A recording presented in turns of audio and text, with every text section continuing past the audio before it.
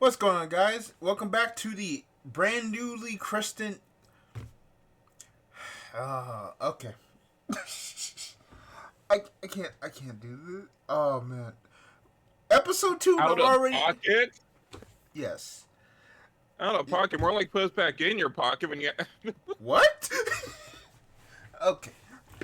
like stop listening. Kidding. All right, before welcome back to the. I was trying to figure out how to officially bring the name into it, but you know what? Hey, what's going on, guys? This is episode 2 of the now fully named podcast, the Out of Podcast. The Out of Podcast? The Out of Pocket This one so you don't Podcast for the name. with the TCG asterisk in there. So let's start off by explaining what the heck the name means. And it's very simple. It's just out of pocket. You know, we come on here, we say some crazy stuff, we say what's on our mind. It can be out of pocket. So it's out of pocket. The reason why the TCG is in the brackets is for another simple reason.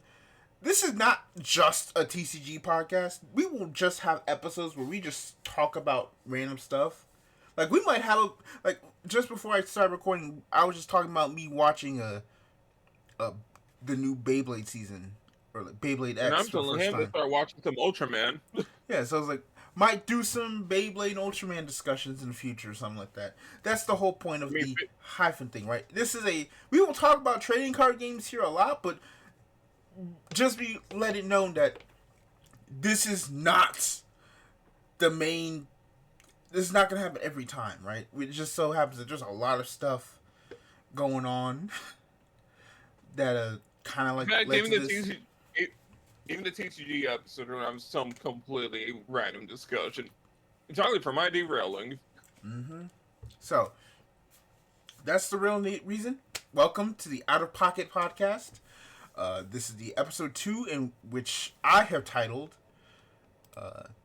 Build Divide Predicted Its Own Demise. I think I called it collab craziness just in case. I mean, they're basically the same thing. So, what is going on? So, what exactly is entirely started this whole thing? Well, it's pretty simple. Yeah, I call it Build Divide is because it's not in English. So, yeah, there's like two ways I can kind of go into this. There's like I could start with Magic the Gathering. I could start with the Build Divide thing. You know, let's just do it the way I gave you the things, right? So let's start off with firstly, here we go. We've got. Oh, yeah, the notes I totally read. I mean, they weren't really notes; they were just links to stuff. Oh, that looks terrible. Okay, I will fix that in post. Never, because I'm doing it right now. I'm in mid podcast editing. Let's go. But so on what was it? November 3rd, Build Divide, which is a game in Japan released by Aniplex. This is like their first. Like I did double check. Excuse me, and this is like their first big TCG that they've released. This was released in 2021, around the time of COVID. You know, it was at the, I guess you could say, the tail end of the worst of COVID. Because, whatever. But the point is, they released it to Build Divide. They released it. They had two seasons of anime. They had Build Divide Code Black and Build Divide Code White. I think I got those correct. Yeah, I got it right. Yep. So they had 2 seasons with their own lore, their own characters, their own cards, and whatever. So that was what happened. And it went on for 2 years. And in 2023, I say 1.5 years basically, during like season 2, I guess you could say it, of their competitive scene, I guess, of the TCG itself, season 2, they announced early 2022 that there would be a new game called Build Divide Code White. not. Oops, excuse me. I get it. I got hit with a tongue twister.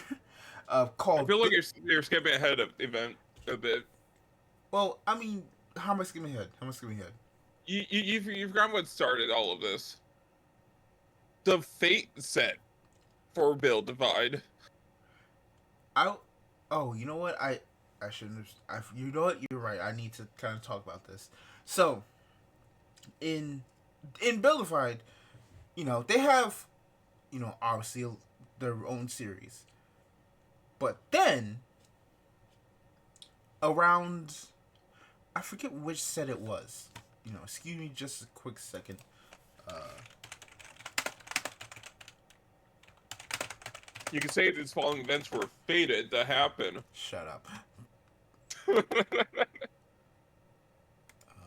But, so what happened is, in, well, things are bad when the actual wikis are just useless. Actually, it was not. The first, I know because the, whatchamacallit told me. So,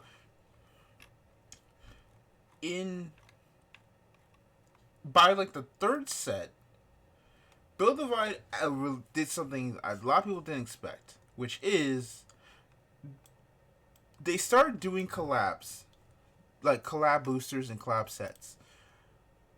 Because the first one on the actual website was actually known as was the Badoka Magica collab, which is a collab set.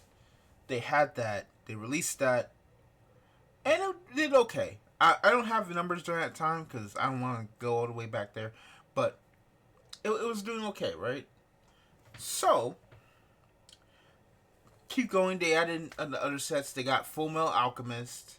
They got Demon Slayer. They had. Eventually, they did get to Fate Stay Night. And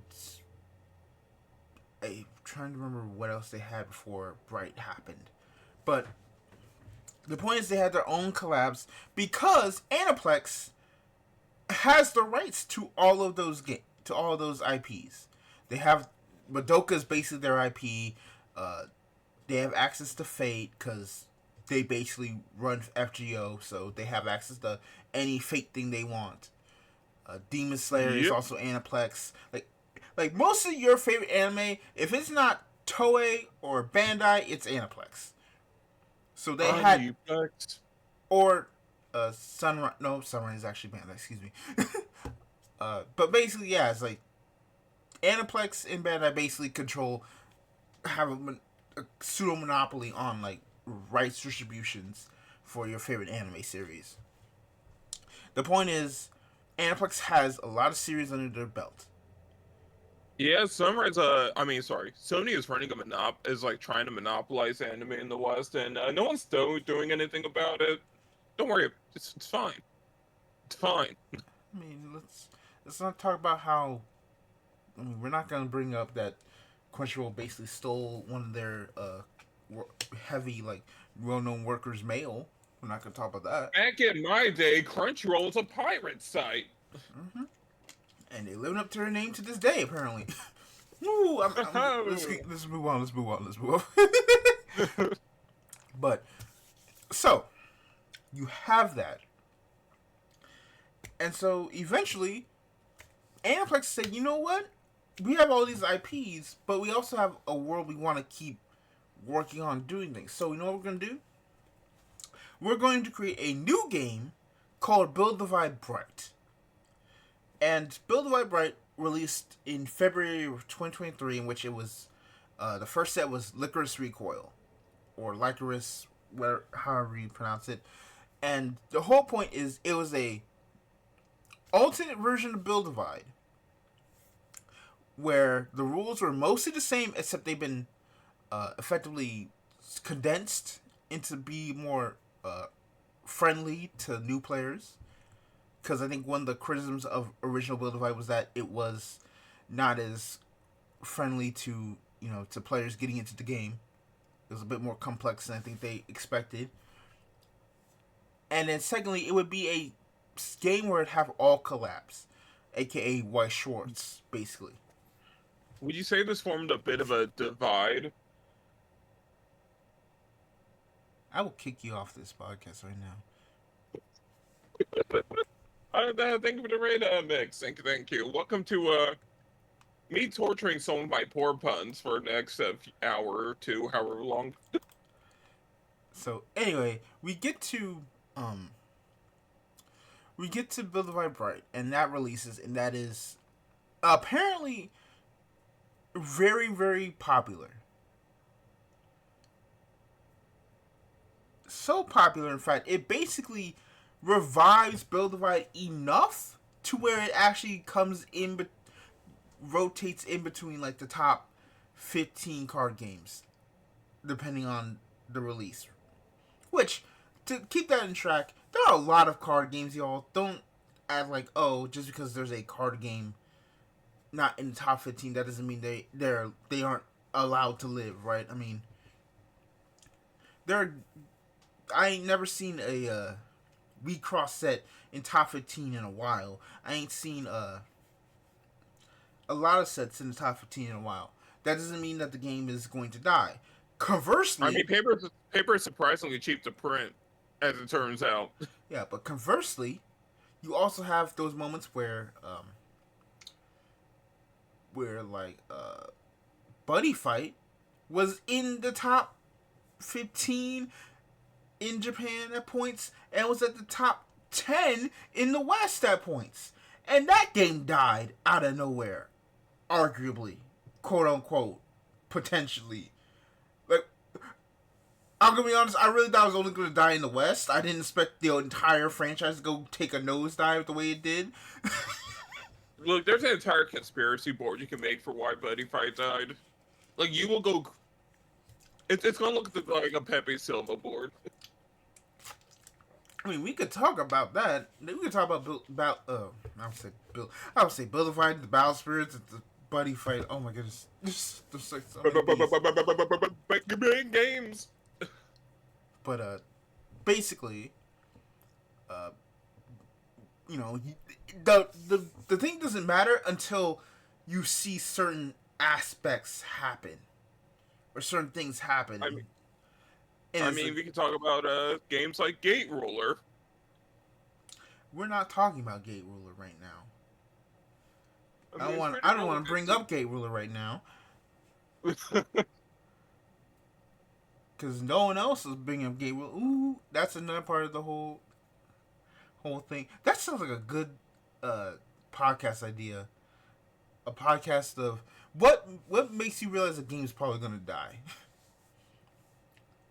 Because insane developers. That's all. There's your spoiler warning for that podcast episode. I mean, I can kind of talk about this now because it's something I noticed with Bowser's Saga. It's like I think you can start to tell when a game is like on its death throes when content creators just disappear.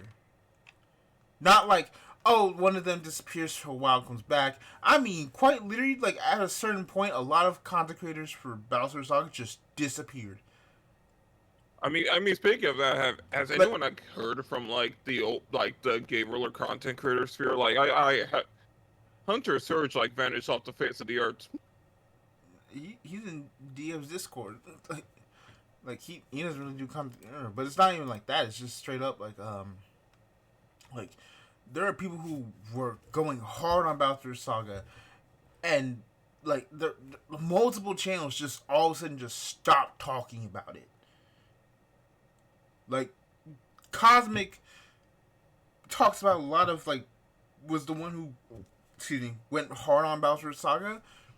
He is not. I've not seen him even talk about the game except for like 2 times, and those 2 times were in a video where he was talking about the state on videos where he was talking about the potential new big 3, quote unquote, of the TCG landscape.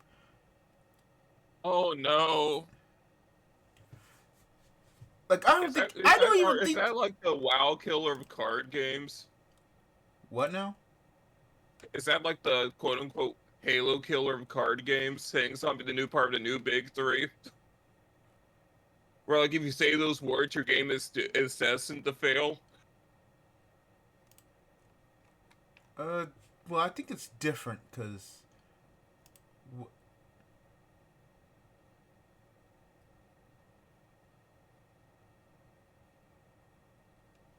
Is it? I This game has the potential to be one of the big three, oh and then my it god. crashes, first it starts fading away into obscurity soon afterwards. I'm sorry. I for some reason went to Twitter in Velvet, and I got spoiled on a character reveal in Arcane, which is like, oh boy. Rip. Oh, I didn't know Izumi Kida was being pregnant. Okay, she had a child on, ironically, Misaki's birthday. Huh. Yes, November 1st. Neat. Yeah, that's actually pretty. That's actually pretty neat. That's very wholesome. You see what we're talking about? We will just go out of nowhere. And that's just what's gonna have to be. Nah, that's the point of this podcast. Yep. We've learned to harness the energy of Pat's crazy talk for our own benefits. Yep. What was I looking for? I was looking for something that just got hit. Oh, here we go. Here we go. So the whole point is that Build a Right Bright came, and it came out and was big enough to keep Build a Right afloat for a good year and a half. Right. We kept going. Things look fine. We even made it to like 14 sets. Right. And then I we mean, they're come revealing since 16, but 14, yeah. 14, 15 sets. We're almost at the cusp of set 16, which is cool.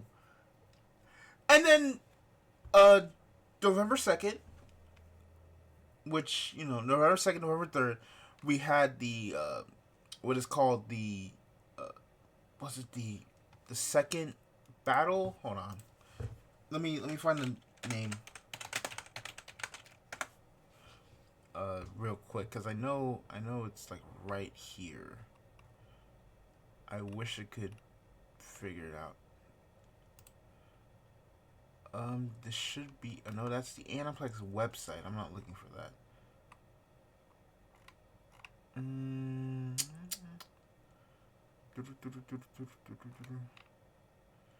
Where is it?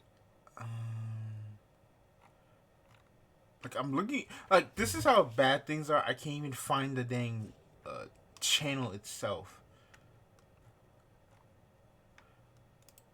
I know it's in my subscriptions, but I have to like look for it. But basically, in the end of their like major like tournament, like there wasn't really an announcement, at least not that I know of. But on the like almost like a few hours later, I literally wake up to this. I literally wake up, go on Twitter, and I see this exact tweet, like in 4 minutes after it's been posted. On because it's a Tuesday stream for Vanguard. I see it 4 minutes after it's been posted, and I look at it. I'm like, oh boy, what is it? It's like, because I'm gonna be honest. I kind of felt like eventually Build Vibe could not sustain itself past a certain point. I'm like, all right, listen. The fact they haven't released an English version of the game yet, the fact that there hasn't been a new season of the anime, the fact there hasn't been a lot of things, right? Yeah. I'm basically the only person who talks about Build Divide in the Western Hemisphere that has more than like 100 subscribers. I think. Not trying to toot my own horn. I'm just saying, quite literally, I just think not many people know Build Divide's existence past the Lost Woods video. I mean, I don't think people were supposed to. Like, outside the end, like, were there even official subs for the anime? Yeah. Right. Yeah, there were Well, subs. They got like I, simulcast. I legitimately forgot if they were, like, I official think or my not. other issue is like also it didn't get dubbed either, so that's also another thing. It's like Aniplex, you basically I mean, you're not. simuldubbed everything. How are you not gonna simuldub your multimedia franchise that you're starting to build I up? mean, you're not. I mean, why are you going to simuldub an advertisement for something you're not trying to, like, release? I mean that leads to a whole different discussion about how I feel like Brain, Build Divide look, just I mean, look at this. Yu-Gi-Oh! Brain's got a simul sub, right? yes. And Yu-Gi-Oh! Was still going on. Then, Sevens didn't get a simul sub because they weren't advertising Rush Jewels over here. Same logic. I mean, but so there's a difference between sevens and Go Rush, and then how. Oh my god, I keep forgetting. Yeah, they somehow dubbed sevens. They dubbed Eventually, sevens. yeah. They're about to do. They're about to dub Go Rush, like, I mean, it's timed pretty well to, Duel Links. and it's like they already said it went above expectations for sevens. Konami said the sevens dub did above expectations. So that means they had no faith, or they underestimated how people actually like the show in Japanese if they watch it again in English. It's like, oh shoot, maybe we actually I'm might have. assuming no fate. But the point is, I had a feeling that eventually this day would come where they finally say, you know what, I think it's time we finally like put Build Divide to rest. It didn't pop off like we wanted it to, and we just call it a day. I was not expecting what they were going to say though, and this is probably the most hilarious considering what happened like a week and a half prior to this. It's even more funnier. But let's actually go to the website, the official website, and let's talk about the official notice and what it says. So, notice regarding the integration of Build Divide TCG and Build Divide Bright. So, thank you for your continued patronage of Build Divide TCG. We have decided to merge Build Divide TCG with Build Divide Bright. Build Divide Bright was developed by adjusting the rules of Build Divide TCG to make them easier to understand. In order to further expand the number of users of our TCG, we will revise the current situation where two similar rules exist and integrate it into the operation mainly based on the Build Divide Bright rules. Therefore, regarding future products and tournaments using the rules of Build Divide TCG, we will proceed as follows. Development of new products for Build Divide TCG will be suspended with the release of the 16th Build Divide TCG booster, Return to Eternity, on December 13th, 2024. Official tournaments will continue until November 2025. Tournaments using boosters up to the 16th edition are scheduled to be held around February 2025. We will continue to strengthen Build Divide Bright in the future, so we appreciate your continued patronage. So, you want to explain what the hell I just read? Because Well, you see, eventually, as per the rules of the Highlander, there can only be one. And so it seems like in many a mythology, the youngest sibling that is the older one.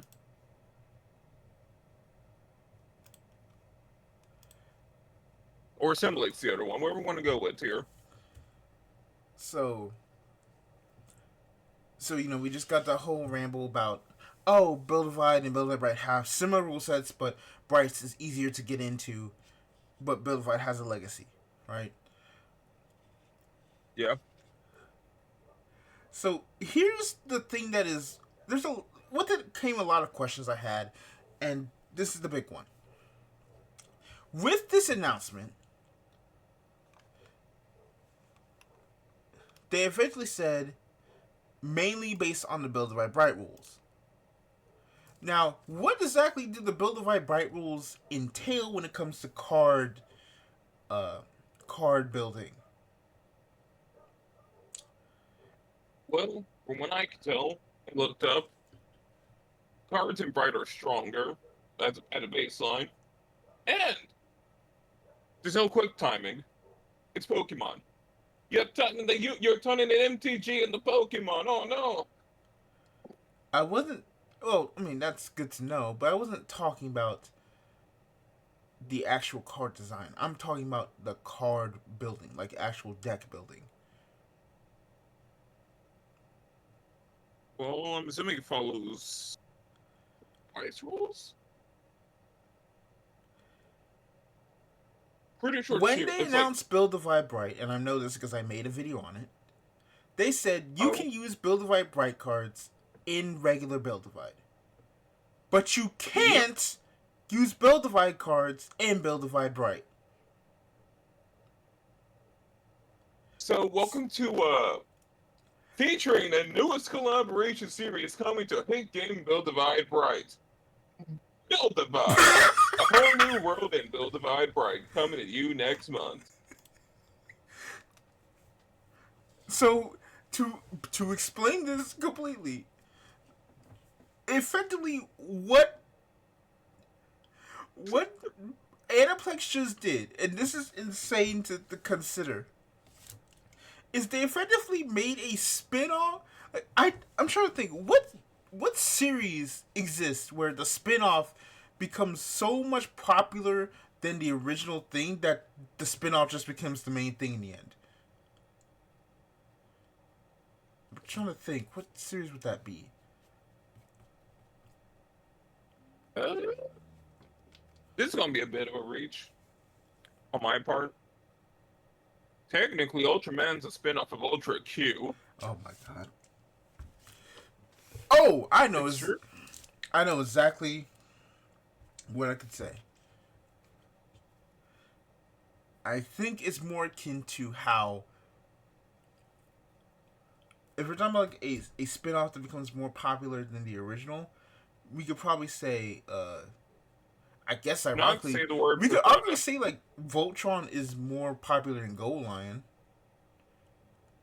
Cause I ain't seen nobody try and revive Gold Lion proper in the past. I mean, aren't there a lot of like cultural reasons for that though? I mean, yeah. Like a ton. It, I mean, I guess we could also argue that Mighty like Morphin Power Rangers. that right there, MMP, MMPR got more popular than Sentai for a long time, and then they kind of evened out, and now Sentai only lives. But if we're talking about it at the time, I don't want to bring up that pain. I don't want to I bring like up. how Green Rangers was just like a run of the mill kind of mid average season after the absolute banger that was Jetman, and then like the West is like, oh my god, yeah, you give me more of those suits. Oh my god, I'm loving MMPR stuff. It's crazy. I mean, back in the day, ain't nobody seen none of that before. So, But so I can go on a whole other rant about like five dudes in the basement controlling the entire like a Midwestern import industry and you know what? making all of us believe we had a good taste for like years. I don't like Go what on. that implies, but I'm gonna just basically say we could also do another video on Power Rangers. We could do that too.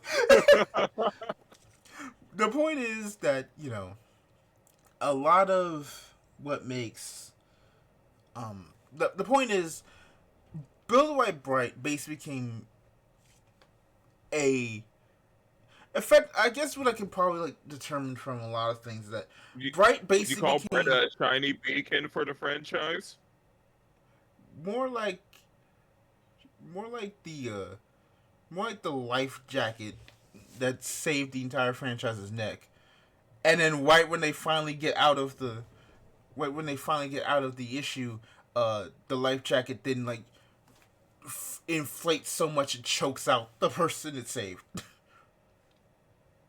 It is the Senate now. Oh, that's basically it. It's a life jacket to save somebody, and right when they finally get out of the gulag, the life jacket becomes sentient and chokes out the person they were helping, and then moves on with their day. And basically, like, where's the body of the person they just killed in their as their actual person? It's like, what just happened? That's probably such a bad What? analogy that went south badly, but I'm sorry. I consider a plus 1 point for pro crossover bros. We say winning. So basically, we come to this, and this is the first time I think this has ever happened in a trading card game where a game technically is slated for death, but is still going to live after death. Just because of the situation that exists. What is Thai Buddy Fight for 500, Alex? Basically, except the difference is Thai Buddy Fight is made by people who effectively just got the license from Rishi. Like, hey, can we at least just do this in Thailand? Can we do that? Listen, please. Cool. Okay, we good. I mean, y'all don't want it. Y'all actively hate it. We could talk about Buddy Fight for ages, bro. But the point is, The top new original TCG made in Thailand, future card buddy fight. but the point is, Build Divide died. Build Divide is gonna die on December 13th, and technically will be finished in November of 2025. But it will still live past that because Build Divide Bright will still be ran, at least for the foreseeable future. Which now brings Just me like to the the. one twin will like absorb the other in the womb. It's kind of like that. I mean, no, it's more like it's more like It's a simulation of some form. yeah, it's a simulation. But the point I'm trying to get at is we come to the main topic of this whole thing is this is the first a collab version of your game became more popular than your actual game. What does I that? mean, don't tell Vanguard fans that Weiss is the actual like golden child. I mean, I think anyone sane kind of knows that. I just think everyone's like, we want. I think people. I think it's less of, you know, people know, and more of we want Vanguard to be the golden child. Like we had waste. We had uh.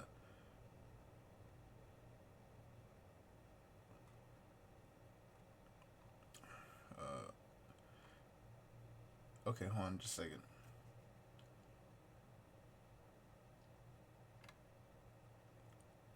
Weiss is like the pretty chill first child. Vanguard's the middle child that peaked in high school and just went hard on the drugs at one point.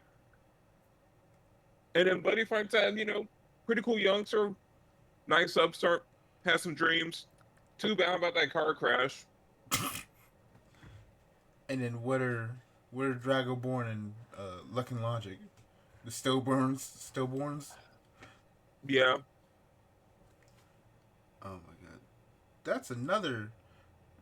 That's another topic. Let me tell you. Let me tell y'all. There is so much that has happened in our lives where we have seen the changes of the TCG landscape. We literally could talk about how Bushiroad released 2 games back to back, and they failed I'm so spectacular. We could we literally could talk about how Bushiroad released a game worldwide. It died in almost a year. Then the English released their own version, their own game. It died in a year later.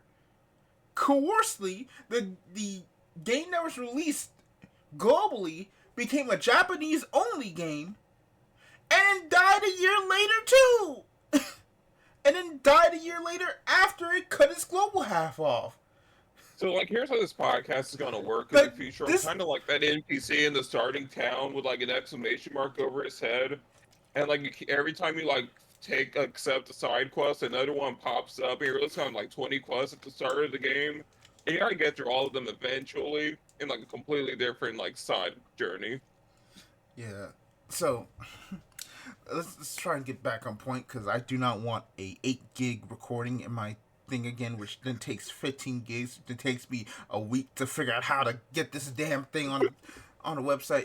But Sounds great. I don't know what you're talking about. the point is, what I'm trying to make is that with this news and some other news we'll talk about in just a second, it really does confirm.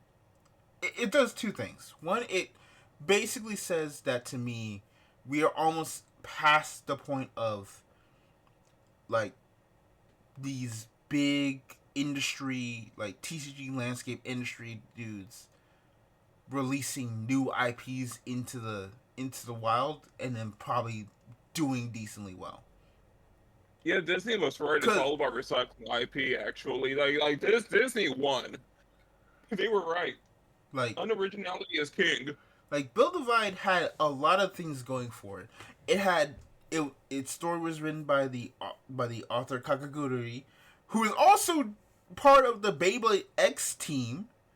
Now, the game was designed by the same designer who did Vanguard and Weiss. It has Aniplex, who again, might I mention, is basically the Sony to Bandai's Microsoft. If we're talking about the gaming industry aspect right here. And then Bushiroad's Nintendo if they just got off a bender. But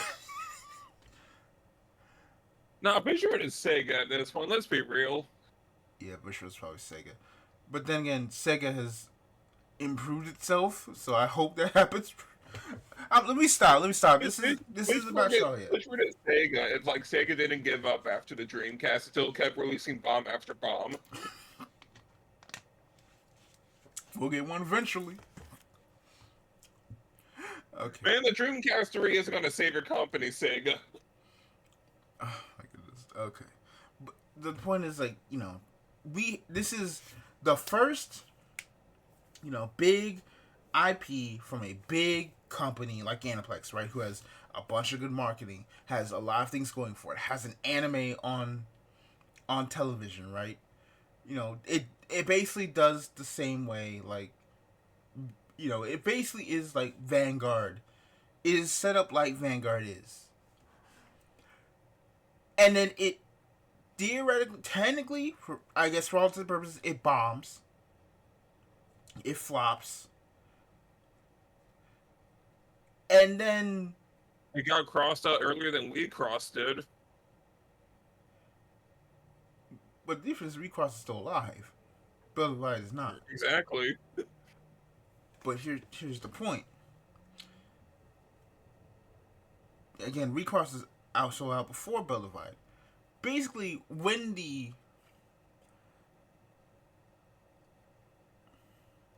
I'm trying to figure out how I want to say this. Basically, Build Divide only really lasted because it had collabs.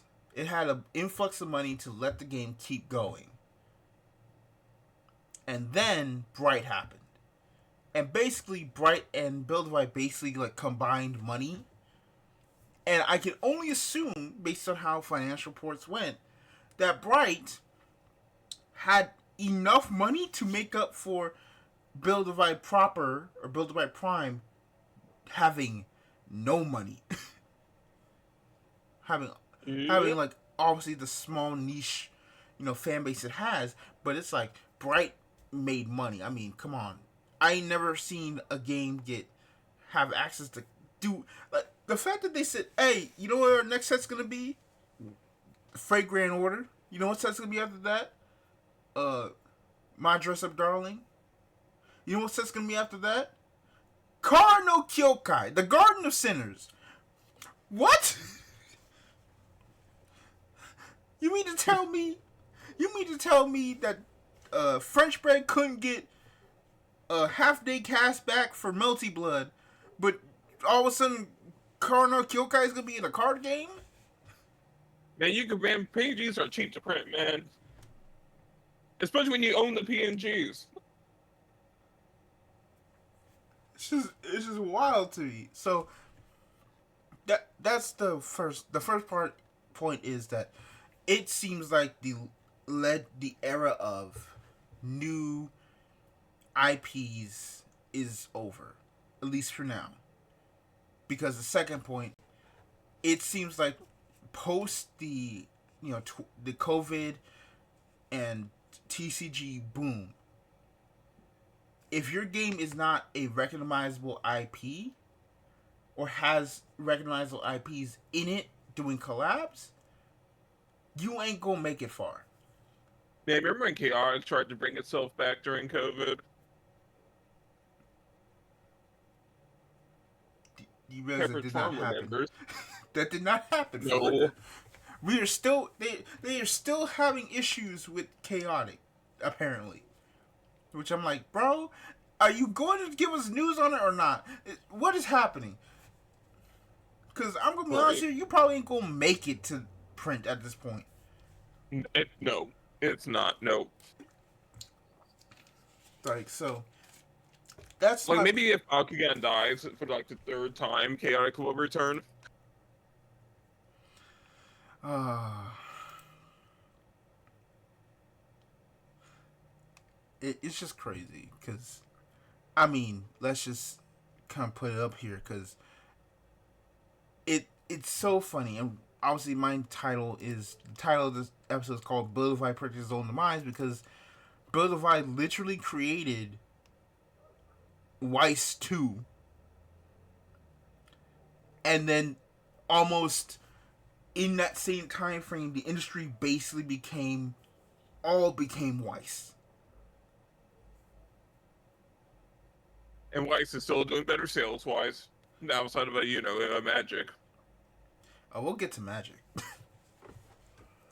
but the the idea is basically Bill Divide effectively took its collab ideas, made its own version Funny. of the game, but with just the collabs, and Funny Pie was the precursor to it all of saved the this. game long enough to where they could finally make like a theoretical stopping point for the Mm-hmm. old legacy. You're just describing Buddy right now. And then said, you know what? We're just gonna keep going on with these IPs, Bloom and all of them, and Teruto and Yodi. Yeah, fuck them. And after 2025, you ain't gonna be able to use them no more. At least right now, because See, obviously, here's the problem is mm-hmm. they didn't immediately capitalize with Build Divide Code Red. again, I'm telling you, they've messed up a No Code lot. Red with the same Build Divide. Like, as I was saying, like they messed up by not actually. There's a lot of things they could have done on right with Build Divide. I feel like that could be its own segment, but I kind of want to just get to. You know what? Actually, we'll just do it now. The magician in the room. We could just get to it now. So, why do you think Build Divide? I guess I don't want to call it failure, right? Because it's like it made it 16 sets. It had its Yeah, but own it's lore. It like has its 5 years. own world. It lasted. Yeah, but it's like 5 years to like golden point like for a TCG to like finally hit like staying power. It's like 5 years. Yeah, but also like it lasted about as long as uh the OG Vanguard, right? 3 years, Yeah, 16 but sets. The only difference is yeah, but Vanguard like continued past that point, right? It reinvented right. itself. And like Vanguard just like had like a straight shot with like no gaps or anything. The anime ran continuously. Yeah. So I feel like I don't want to like say it's a failure because it's like 16 sets is a long time, right? I don't think I would call like Fire Emblem Cipher a failure. I mean, Vanguard alone were in 16 sets though. But I guess what I could say is, why did it not hook? And then why is it now gone? I guess is the question. What do you think of that? The answer is. I mean, I have a few possible explanations, right? Mm-hmm. And this is something I build like the few like devout Build Divide fans gonna get in my case about this. But from the onset, Buster Triggers were the dumbest mechanic I've seen in a card game Mm-hmm. by like a country mile, right? Because you're immediately going to filter out a lot of your more casual player base when you have an anti-luck mechanic. A decade of modern card game research and card design will tell you people kind of like luck-based systems. And introducing an anti-luck one just pushes casual players out. It's Minesweeper. Build Divide is Minesweeper the card game. Okay, so to kind of add context for you, um, so Build Divide has a trigger system, and it has really like two triggers, and that is shot triggers, which are more like the way shield triggers work in Duel Masters or any other or like the trigger in Digimon and what all that. You know all that. But there's a second trigger, which you're I think at most allowed to have 16 of, which is Buster triggers. I mean Buster If I'm right, triggers. you're. I forgot if it's like a fixed amount or not. I Yeah, I think don't it was think a it fixed is. amount, but I can't remember the exact amount.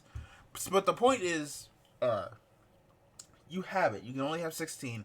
They are on cards you play, which is kind of even crazier because it's like, oh, that means like you have like if you want to play like these particular cards, like you have the deck built around not only uh the space in the deck because it's 50 cards, but also how Right, many that's of the these thing. cards or triggers have, right? You must have 12 of them. You must have 12. Okay, okay. So, but that's the point. So like, I think Bill is also like four That's what they say, yep. four like a playset of four. So that's like With 40 card decks minimum, which is ooh, yeah. So that's another case. But also, Buster triggers effectively when they activate by when they get hit crushed by the shield gets crushed, life gets hit, they activate. And what they will do is when you activate a Buster, you have to take an additional damage. this can chain. Yes, and it is chainable. So you could, if things go horribly bad, potentially Theoretically, potentially on one single attack, and this is like very, very like things have to go horribly wrong. Like you had to have forgotten to shuffle your deck before you put it on there. you Like must be the king of clump. you could theoretically lose all your life from a single attack if things are that disastrous. And now you're People just want to complain about the over trigger in Vanguard, and then say Buster triggers are fine in the same breath. that's not true because no one knows Buster triggers exist. True, that's what Like we're here. like when everyone knows about the over trigger, everyone knows about the over trigger, right? Because everybody, people who are in the TCG landscape have heard about the over trigger, right? If you if you've been on an MBT stream, you've seen about the over trigger. You more likely understand what the over trigger is. If you I did not. I mean, I gotta see a NBT play Vanguard. And that seems like it would have been hilarious. it would be nice, if it didn't cost $70 to do it. But that's not the point. The point is that you already, the point is what Zeta is trying to get at is that Build Light basically had a mechanic that effectively punished you for no reason. Made your deck building harder to do, and then basically made it so that you are potentially playing on less life as the match goes on.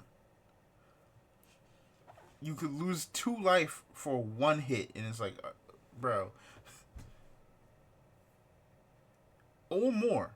Don't forget all the cards that deal 2 damage, and then like it procs those damages one at a time. So you take 1 damage, hit a Buster, that Buster chains. Take another damage. If that one hits a Buster, a second chain goes off. Yeah. So that kind of is like a controversy. I think that's probably in terms of gameplay the biggest like fault of Right, Build like that's the Divide first initial hurdle. is it's just like the Buster trigger existing and how and what it does to the deck building and like the actual game flow. Right. All right, And continue. there's more reasons. I mean, I think they didn't know what kind of demographic they wanted to go for. What do you mean by that? Like a lot of those earlier sets had like a little bit more of a Western horror aesthetic, or like a lot more like serious art and whatnot, right? But then you kind of, like something that's like a bit of a middle road between like Vanguard and a bit of like that Magic crowd, Mm-hmm. like a little bit more, right? Like I get kind of like early Duel Masters. I can see that. But you saw like as things went on, right? Mm-hmm. The same thing that happened to Z Cross happened. The waifu crowd completely the Gooners took over the game in no uncertain terms. uh, yes. The moment things changed, evil Kyrie. So, to to explain this joke, in Karma Vanguard, well, I mean, there's an artist, uh, that does a lot of Vanguard. I forget their name, but they do Pacifica, and in Vanguard Standard, they're known for being the artist of one of the main lyrical Monsterio decks, Kyrie, and Kyrie basically has like the same face as Pacifica, but with obviously like a more, I say, teenage-ish, adultish body, I guess you could say, because it's awkward because lyrical Monsterio is a school for idols. The Right. point is, the point is, Kyrie is a lot more adult, quote unquote, you could say, from a physical feature standpoint than with this artist who is notoriously known for drawing effectively the same face on every girl. And why this is important is, I think, was it set 3? A a Build Divide deck concept comes out, and the main boss of that deck is Ishtart. Ishtarte or Ishtart. And it is drawn by the same artist and has white hair, the same as Kyrie, and is basically just butt naked, but is more like a kind of like a succubus demon type of thing, right? A succubus vampire aesthetic, right? She basically has barely any clothes on and whatnot, and she whole thing, right? So the joke She, is, she was the start of the divide happening in the art department. mm-hmm. So the whole joke is that she is effective. The joke is that I call her Evil Kyrie because she literally is just Kyrie from a design standpoint, but as an evil like demon waifu. So Ishtar basically is like the start of waifu of the slow waifuification of Build Divide, Yep, pretty much. which Which I mean, you're going to start filtering out a lot of people. Like, how many people mention Z Cross that much, right? not a lot. Even we cross players look like mature business dudes in suits compared to the cross players. I mean, listen, I listen. Let's see, Cross has something different from Recross, in which they literally have cards with towels on them. I'm not going to say do it on stream, like on the web browser that's on your screen right now. Google's EX Ignition. I will not do that. Exactly. See, he's not going to risk it. That's all the proof I need. listen, listen. I as long as I don't get the freaking what was it, Fantasia Bunko White set, which literally has some of the most degenerate stuff on it. I still can't believe that set happened. Like I was like, oh, it's like what? I literally saw some characters like, why do they feel familiar? And I was like, oh, this is not Oh bode no. well. Cause okay, here's a terrible story about me. Back when I also was like watching like seasonal anime on consistent basis, which was back when ReZero had started airing.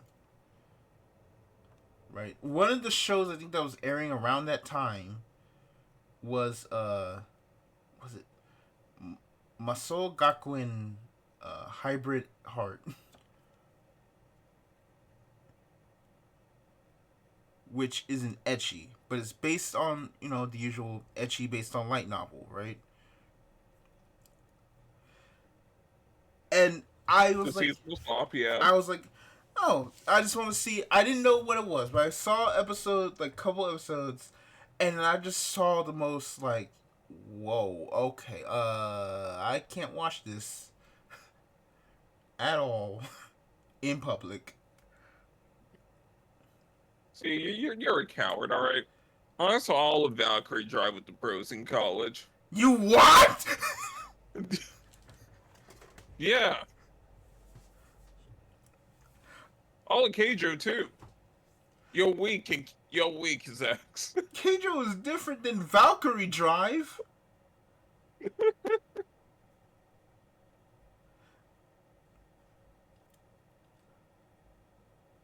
And then watch some WWE and Salty Bed afterwards. Note that I have not watched Valkyrie Drive. I just only heard about it. Good times. But the point is, like, when I saw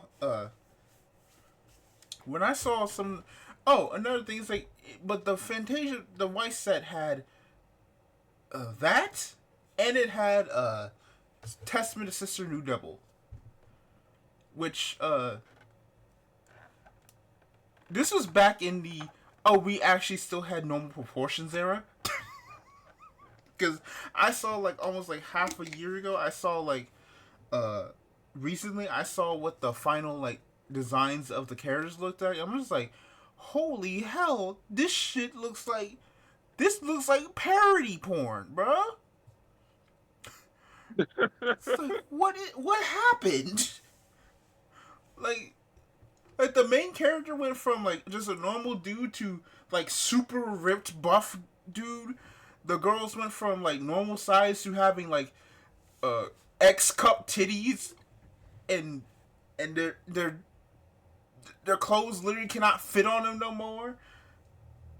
And it's just like it really just became porn. It was like, what happened? The artist found a way with the draw with zero hands. It's like, bro, what happened to this? Now, and I found out like, oh, that's the whole point was like, oh, it was a plot point. It's like turns out because of the connection they have, because the lore is like some like they are connected to people. It's like as time goes on they become more ideal, quote unquote. He started drawing Gonzo fan art of his own characters and made it canon. And that's it. That's the end of that discussion. Yeah, we're just gonna end this discussion here. I think we have ruined everything about the next 5 minutes. This might not even make it onto the podcast if I want. So, where were we? Oh no! Oh, we ain't gonna make it to episode 3. We are an hour in, and we just talked about the most out-of-pocket gooner material imaginable. It's fine. You can put whatever you want on YouTube these days.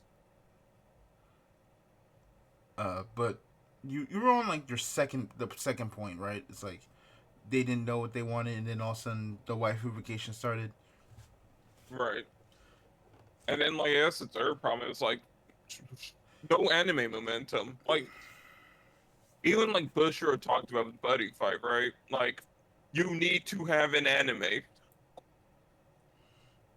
Yeah. You need that push. I think that's also another reason why it's like I felt frustrated with Luck and Logic. Cause like Luck and Logic had an anime, right? I saw that entire anime and I deeply regret it. Which one? The original. I didn't regret Luck and Logic. It was bland, is I guess the biggest problem. I think the problem with Luck and Logic was that Luck and Logic, the card game had its own had the lore, and it was basically going to be set up in the story. The problem is I didn't realize it until Set 2 dropped. The anime was working on Set 2's lore, on Set 2's storyline.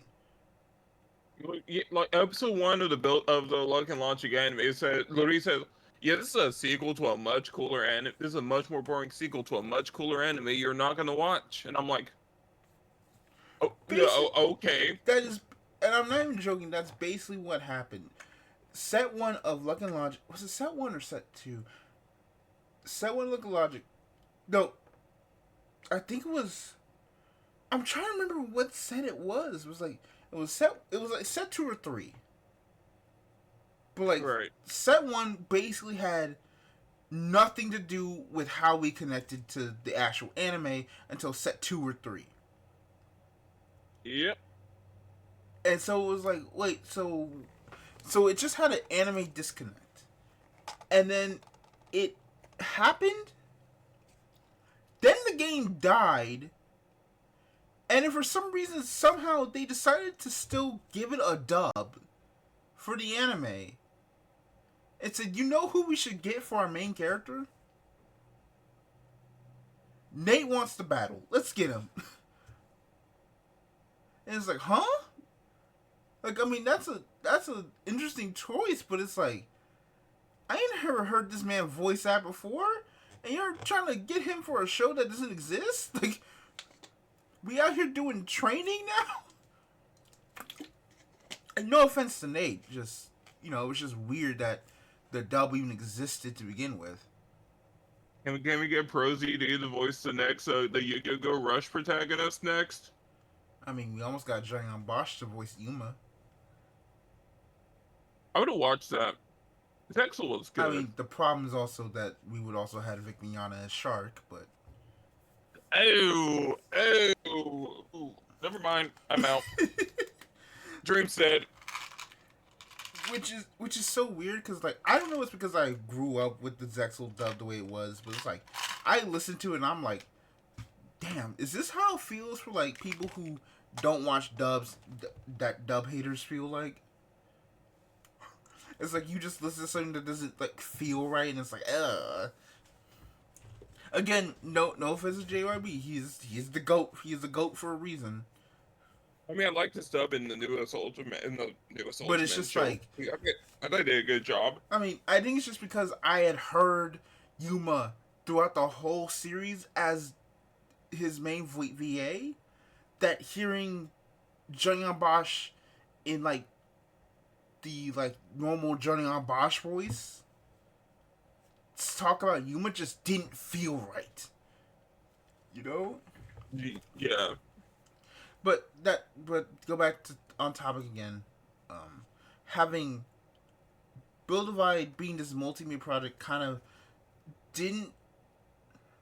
It's kind of the same thing with I guess you could say with Vanguard now, which is like they want to go back to the seasonal segment of having a bunch of having anime go to a storyline stop and go to storyline stop and give the image time, which honestly completely fair, true, that's what you should do. But You can't pace larger story arcs with it. I mean, but the difference is that Buildify ended in season 2.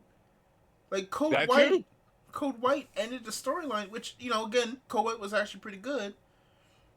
I like Code White, yeah. But it's like, I feel like you could have done more. I feel like there's a lot of story bits and lore that could have been delved into They literally set up code. They literally set up Code Red in like the last 3 episodes and did nothing with it. Yeah, it's just like we could have gone further. We can go further, and they didn't go further. Like I look at Shadowverse and kind of Shadowverse Flame. I haven't watched them yet, but it's like one of the things I know is like they take breaks. Like every 24 episodes. 24 episodes, they have like a season off and they come back, right? Yep. And it's like, that sounds like a good pace, right? Like 12, 24 episodes, take a break, continue on, take a break, continue on until you're actually done with your story. And Shadowverse, granted, Shadowverse can do that because Shadowverse is basically working on original cards, right? It also has FU Grand Blue money. That too.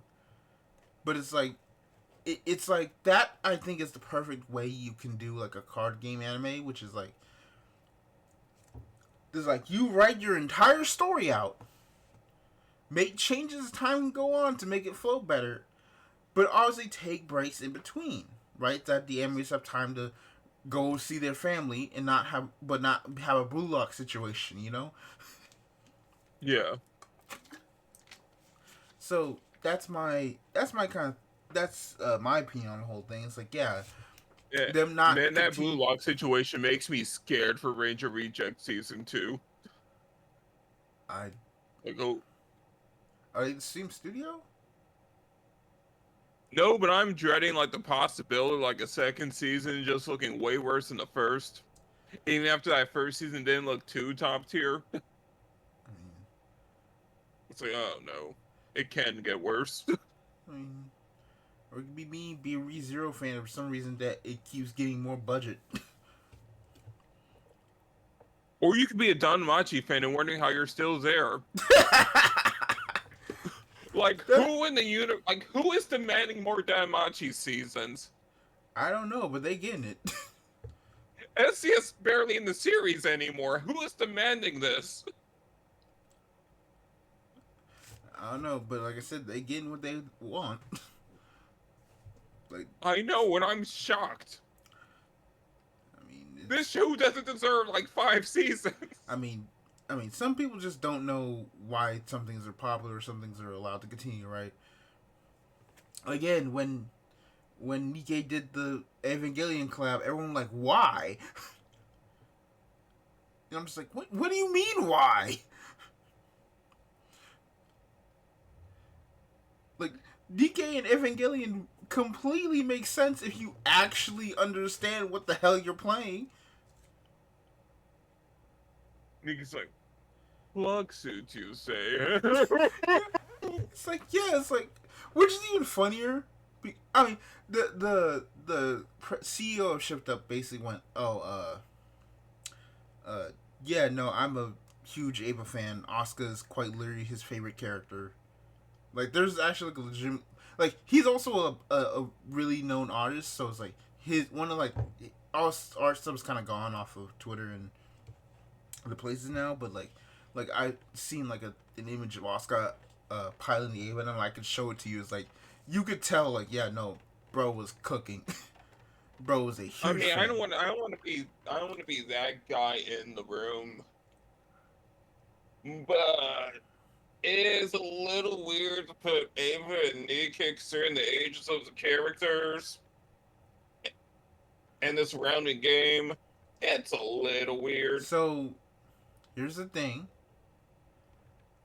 the Ava collab takes place in a school with other school Nikkeis. There's this trio of Nikkeis that were built up like two like patches before. Well, they were built up from like the .5 anniversary, because when the half anniversary happened, we got Ray, which was like this very small child Why who, is there a segment of school characters in the ass game? because they're learning to become warriors. Listen, bro. Uh, The, yeah, Facts. listen. This is what I'm saying. You need to hop on Nikkei. I'm telling you, there's a lot of stuff you don't know. You're making me hop off of the game. No, but the point is, I'll put it like this: the only the teacher, only like the main teacher, and the two supporters, which are graduates of that school, are the ones that are like sexualized. All right. Like okay. The point is, Nikkei has obviously the gooner bait, and then they have like regular people that have like regular people with regular clothes. I've not seen the regular people in like months, man. And this is why we're gonna do that stream, okay? All right. But the point is, the whole thing is like there's a school where Nikkei's there. So you have in .5 anniversary they revealed Ray, who's this small child who has a bunch of penguins, like a bunch of like penguin robots that are like funnels basically. and she had that. Then like in the then like during the between the 1.5 and second year in the Ava collab, they show off. They I think it was like in like certain events they have characters, uh Ein and then Zwei show up, and they're part of this trio of the squad trio. And then what they do is they then give release them, like Ein goes first and Zwei goes second, and they have their own like build up, their own issues and whatnot, and do it like, and then almost we have like one patch after that. Oh no, what happens then after that? We have the summer event, and then after that is the Ava collab, in which those three characters basically team up with Asuka, Ray, and Mari to fight in I think it was it the second Angel? I'm trying to remember which Angel it was. It was the Diamond Angel. Yeah. Like a alternate version of like the Diamond Angel in Evangelion. Right. So Angel number 5, yeah. yeah, 5. So that's a whole thing. And it's like it basically is just a love letter to Ava, and it's specifically because it's the only storyline in the entire game that gets 3 parts. Every other like main event gets 2.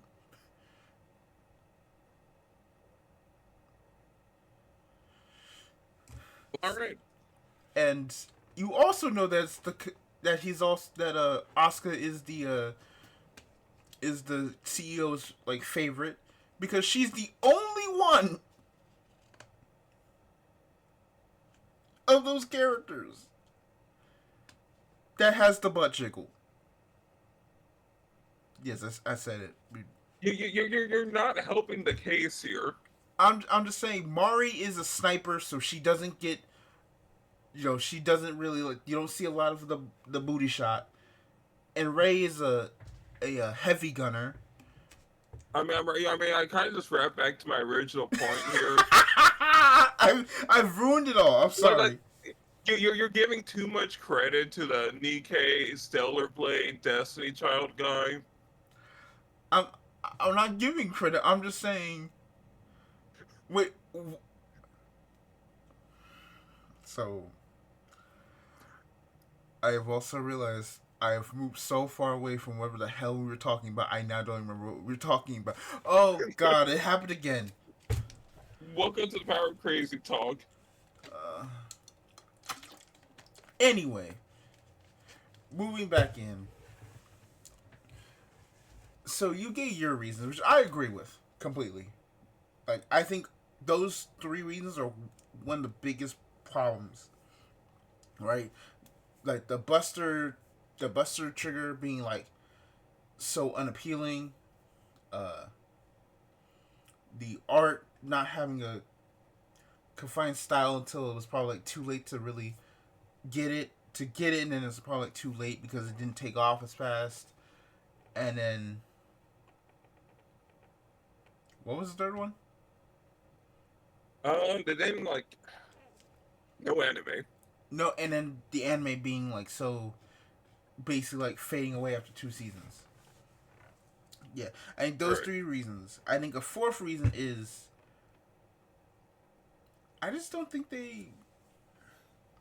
I think the 4th reason is simply, uh,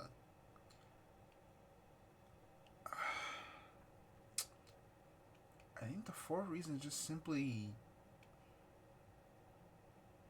I just think there wasn't a potential for it to be this multimedia thing if they had actually probably attempted to try and localize it in a global way. Because again, it's Aniplex. You have the money to do so. To try and try and do it. The Right? problem is, anytime new competition shows up in like the Western card game market, Bandai somehow like squeezes out another popular anime from its armpit and releases it as a card game. Yeah, and I think it's time we kind of finally. I think it's time we transition to like the actual like second thing about I was talking about is that ever since the pandemic and more so, I think like early pandemic with the card game crash. Just get back on topic of that. A lot of games have just started doing collaborations with each other or with other IPs, right? Yep. And now we've gotten to a point where just like like with Build Divide, before everything else, it created effectively a Weiss sequel, right? If Makes it it easy way to describe what's happening here. It's a Fortniteification of the genre. Vacation just feels so wrong, man. But you're right. It is effectively a Fortniteification of the genre, and by that we mean, Fortnite had its own thing, it was supposed to be its own thing. Then it changed something, made it this popular game, then just continuously found its way into like more collaborations, and it became more and more less of this original world and more of, oh, I can play as Travis Scott shooting Thanos Fortnite is canon to Batman. while while Izuku from My Hero Academia twerks alongside Nicki Minaj. It's like I don't know where we got how we got here. Oh, not Nicki Minaj. Twerks alongside Chun Li. Like and Miss is incredible. Like it's a hodgepodge of things. Just like that fear, like it's no longer that thing. And I think that's also one of the things like I've seen a lot of people kind of talk about when we now go to talk about Magic the Gathering, which Yeah, is China actual Fortnite set. I mean, collab. no, it more of their fear for the worlds of these games because, like I said, it feels like the original IP is dying, and if it isn't like a recognizable IP or it's been grandfathered in, but say like a Battle Spirits, uh, Duel Masters, at least in Japan, or say Yu-Gi-Oh, Pokemon, and Magic, kinda, which we're also gonna get here in a second.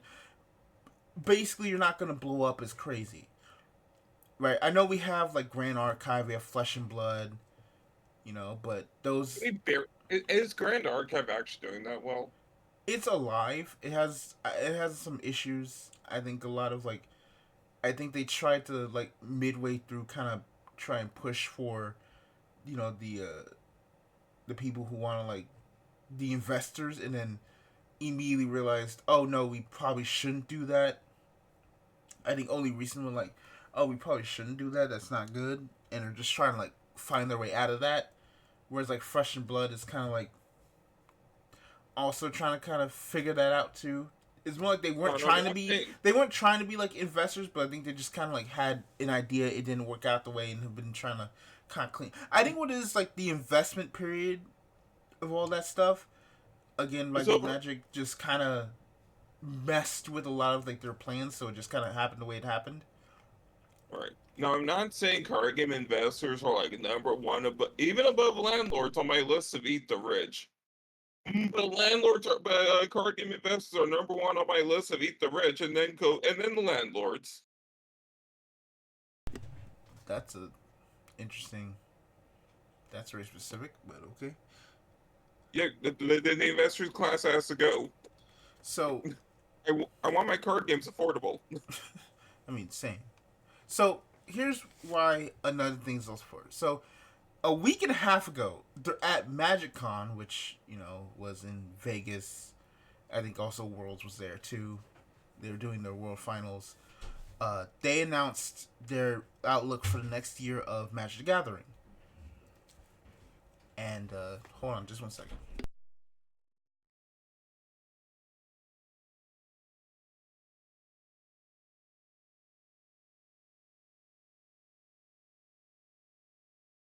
All right, my bad. So they announced their outlook on Magic the Gathering, and in it, hold on, just 1 more second. Wait. Actually, never mind. We good. I'm sorry.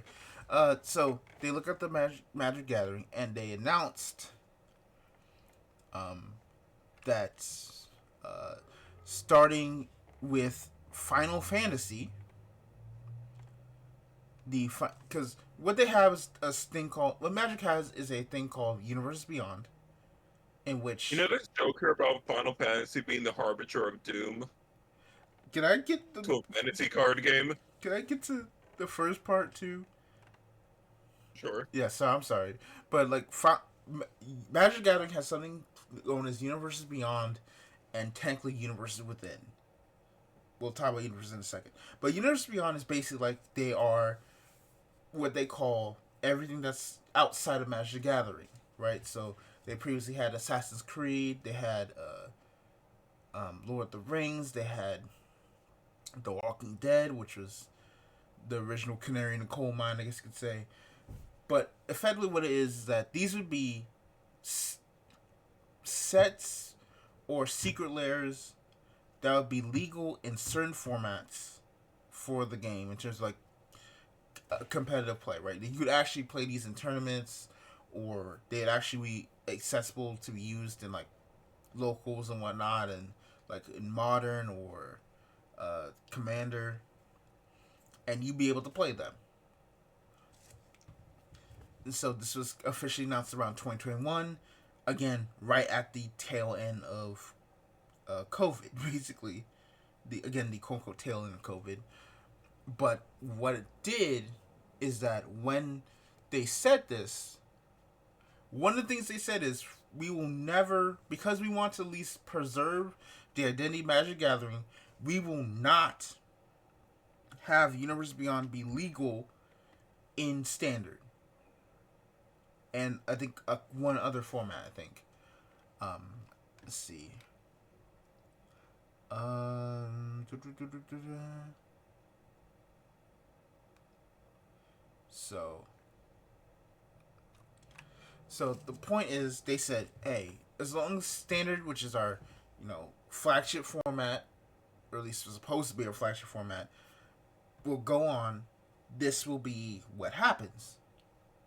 So, it will be untouched by Universes Beyond. So, imagine everyone's surprised, and this is very much a thing because Magic players. Hold on a second.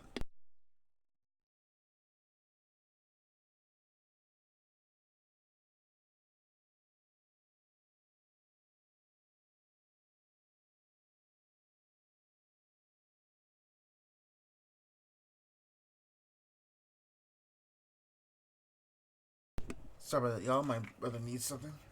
All right. So, Oh, so when Magic. Okay, I'm trying to figure this out. So, the point is, the whole point is supposed to be, standard would be free of Universes Beyond, and it would be just the lore, stories, and gameplay that would be directly related to Magic the Gathering itself. Right? All the other side formats like Modern and Commander would have access to these cards and be fine. Right? That would be the original plan, right? Except two major things happen. One is that the Weiss, not the Weiss, excuse me. One is that Commander effectively became the more popular format. And I'm not just talking about like more popular than what? Yes. It became the most popular format in Magic the Gathering because of just the way it was run. It's 100 card singleton format where you can play basically any card in the game, exception of like certain things that have been restricted by the committee. it's basically Playground Yu-Gi-Oh!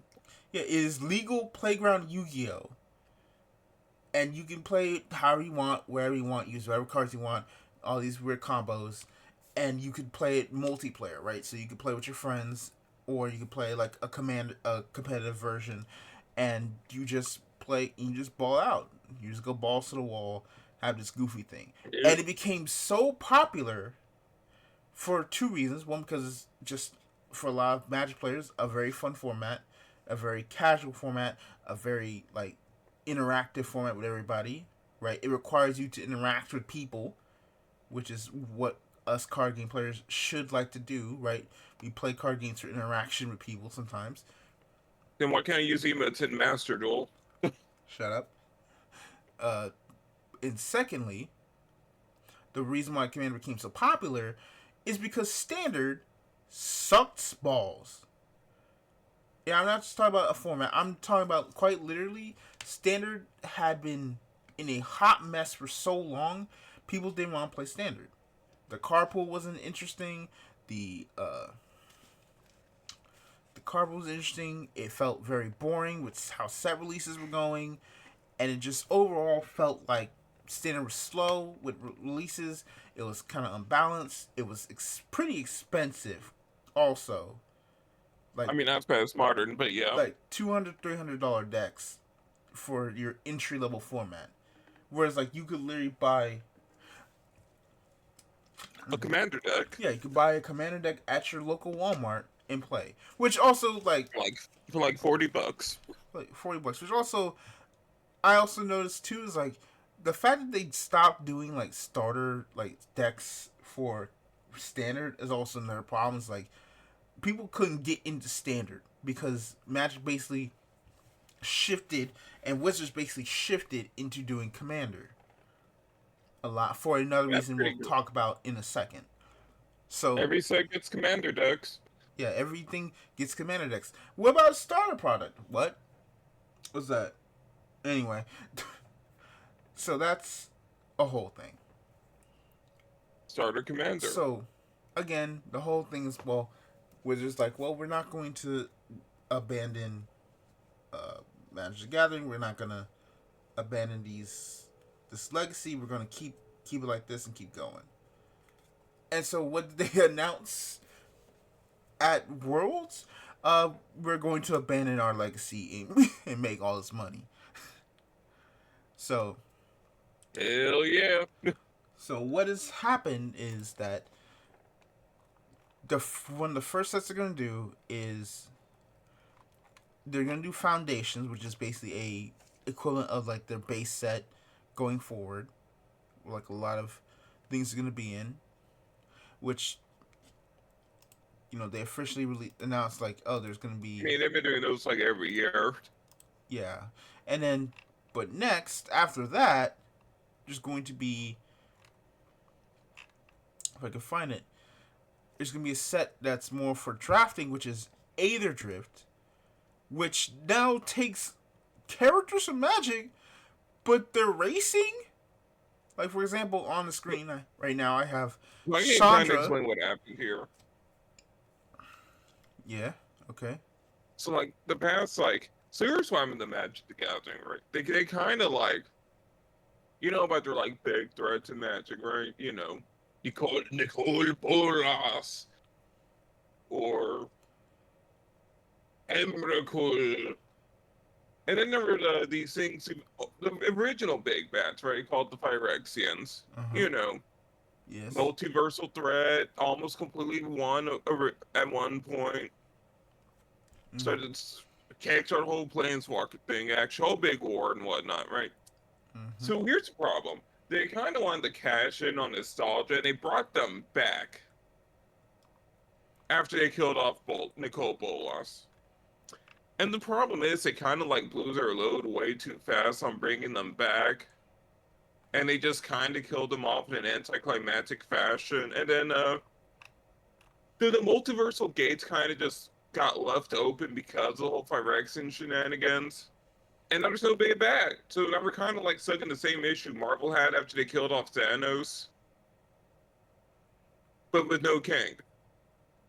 So it's just a bunch of random BS happening on random planes with random gimmicks and yada yada yada from now on. Yes. I was. Like, I what was. if this plane was Cowboys? What if this one was Murder Mystery? And so on. Yeah. I think the only. I think from what I can tell, like the only set like a lot of Magic players really vibed with was Bloomborough, which is like the set with the animals. It was like the all Right. animal set. Like people were like, this feels like Magic the Gathering again. Woohoo!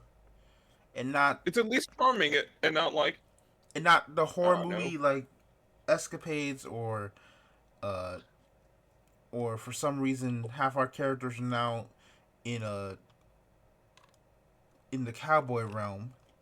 Why does everyone have a cowboy hat now? Don't worry about it. Yeah, and Age of Drift just kind of seems like it's going to be that set. So Ah, yes, the steel ball run of Magic. so here's so obviously the thing is here. So they put here like why bring Universe Beyond to all formats, which is what they're going to do. So in 25, starting with Final Fantasy, every Universe Beyond will now be legal in every format, meaning that the promise they said in 2021 is now null and void. I mean, I saw it coming. I mean, Like once that Lord of the Rings said sold, so like I was about to get to Lord of that. the Rings. Oh well, sorry, I'm a mind reader today. Go on.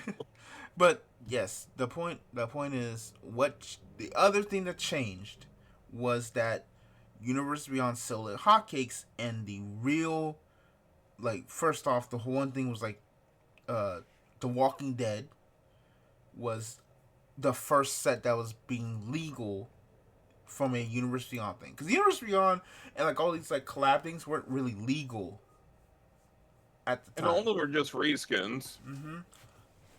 And they were, and so they became so then Walking Dead happened, and they were actual Walking Dead characters on cards. They weren't reskins. They were legitimately like new cards, new functional cards that are Walking Dead. Like you could play Yep, Daryl, you could play what was her name, the Black Samurai girl, and you could play Michonne. Michonne, and they were legal in Magic the Gathering. I think Modern, I think it was. Modern Commander. Yeah.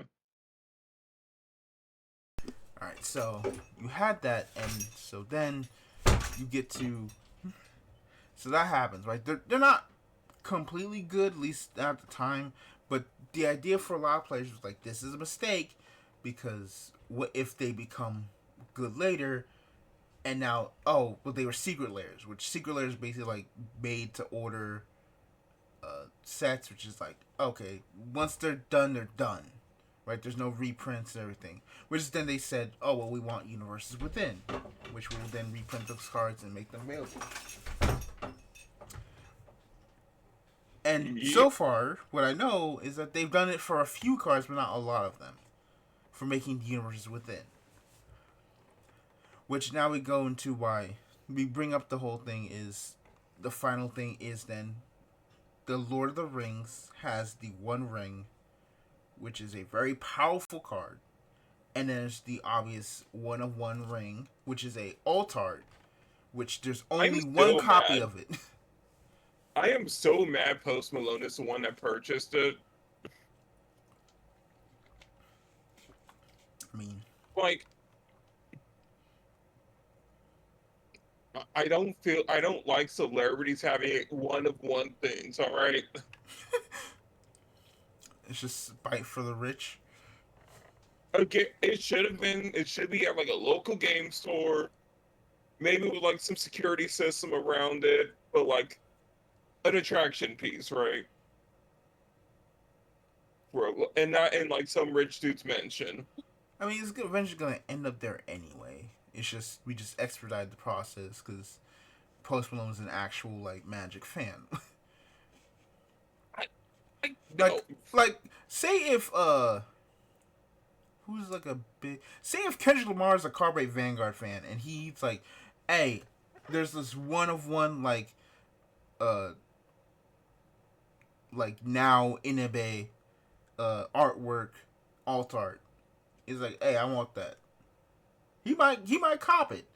Kendrick Lamar might theoretically buy Inebe now. You gonna be upset that he has that? And he's No, a I'm not big different, Vanguard right? player? Or you. So I mean, listen, even different fight would not pass up $1 million.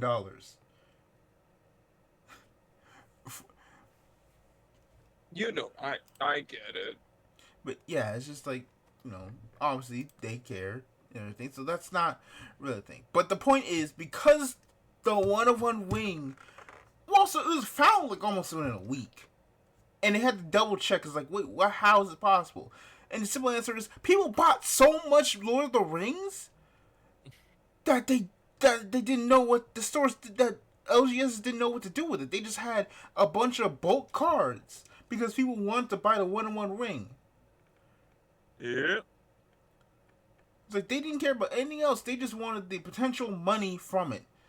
But Wizards saw that and said, well, I think the best way to put it is the way that Josh Johnson kind of put it when he was talking about,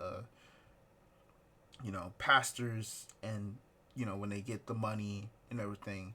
It's like, you want to do good, you want to, like, preach the word and everything.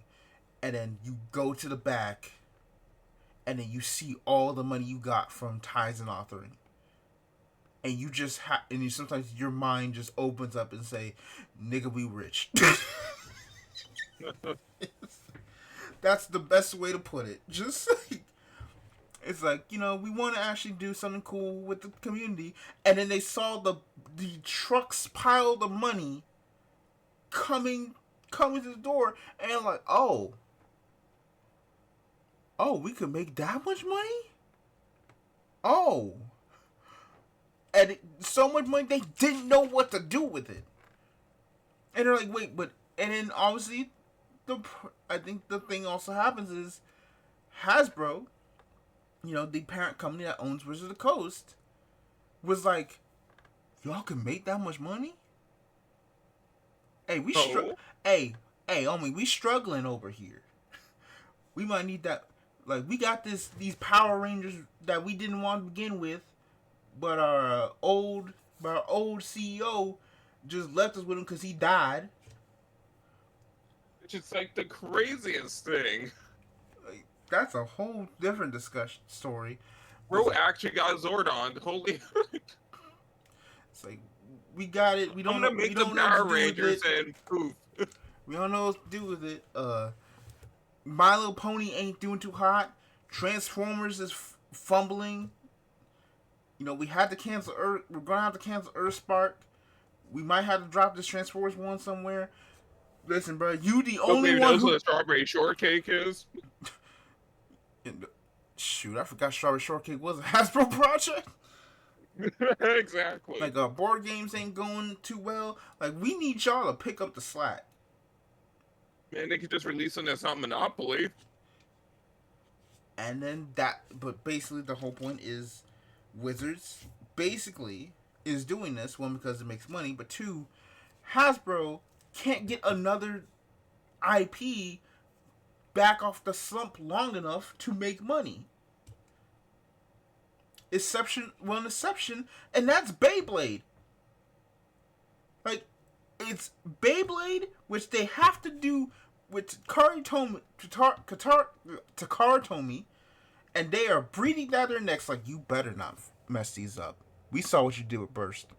You better not mess this up. And they're surprisingly not messing them up.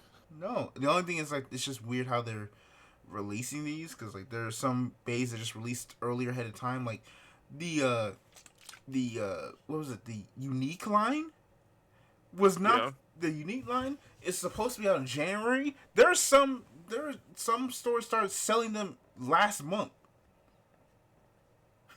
Honestly, I need to buy some Beyblades.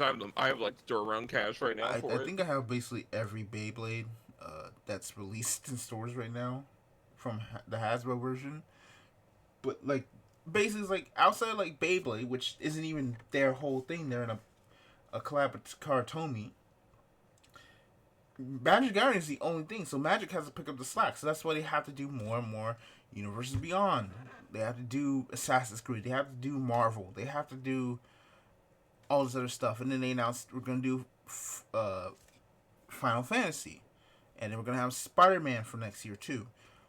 And then this is why we're at this point. It's like, well, we need more money because Hasbro sold a big thing, which I read the financial report. They sold something that cost them like $50 million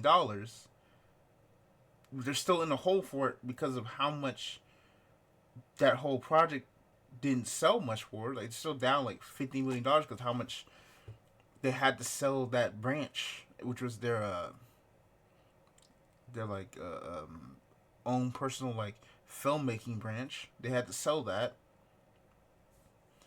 So, and they're still down 50 million because even though they sold it, it didn't take off the fact that all those stuff they did have to do cost a lot of money. So they're still down 50 million just from that whole thing.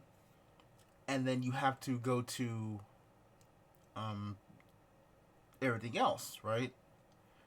So combined with Yeah. that, they have to do it. So it's like, well, obviously Commander's there, but you're gonna make this big push for Standard, right? Well, if Standard pops off and Commander's pops off, what else can we do? And the simple answer is we have all this Universe Beyond stuff. But if you're making a push for Standard and not really quote unquote working on Commander, because let's be real here, every set has Commander cards in it. I mean, quite literally, they made a card in Commander.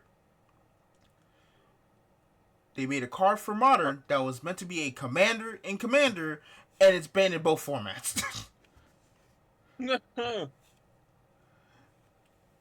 Like, Commander is still so aligned in the brains of the developers, and they can't. And it's also told when they said is like we didn't have time to retest the card when we had to put it in. Right. And so it's like, wow, you just said the quiet part out loud. It's like Commander matters more than any other format of the game. So now we come to that point is that Magic is effectively in a situation where how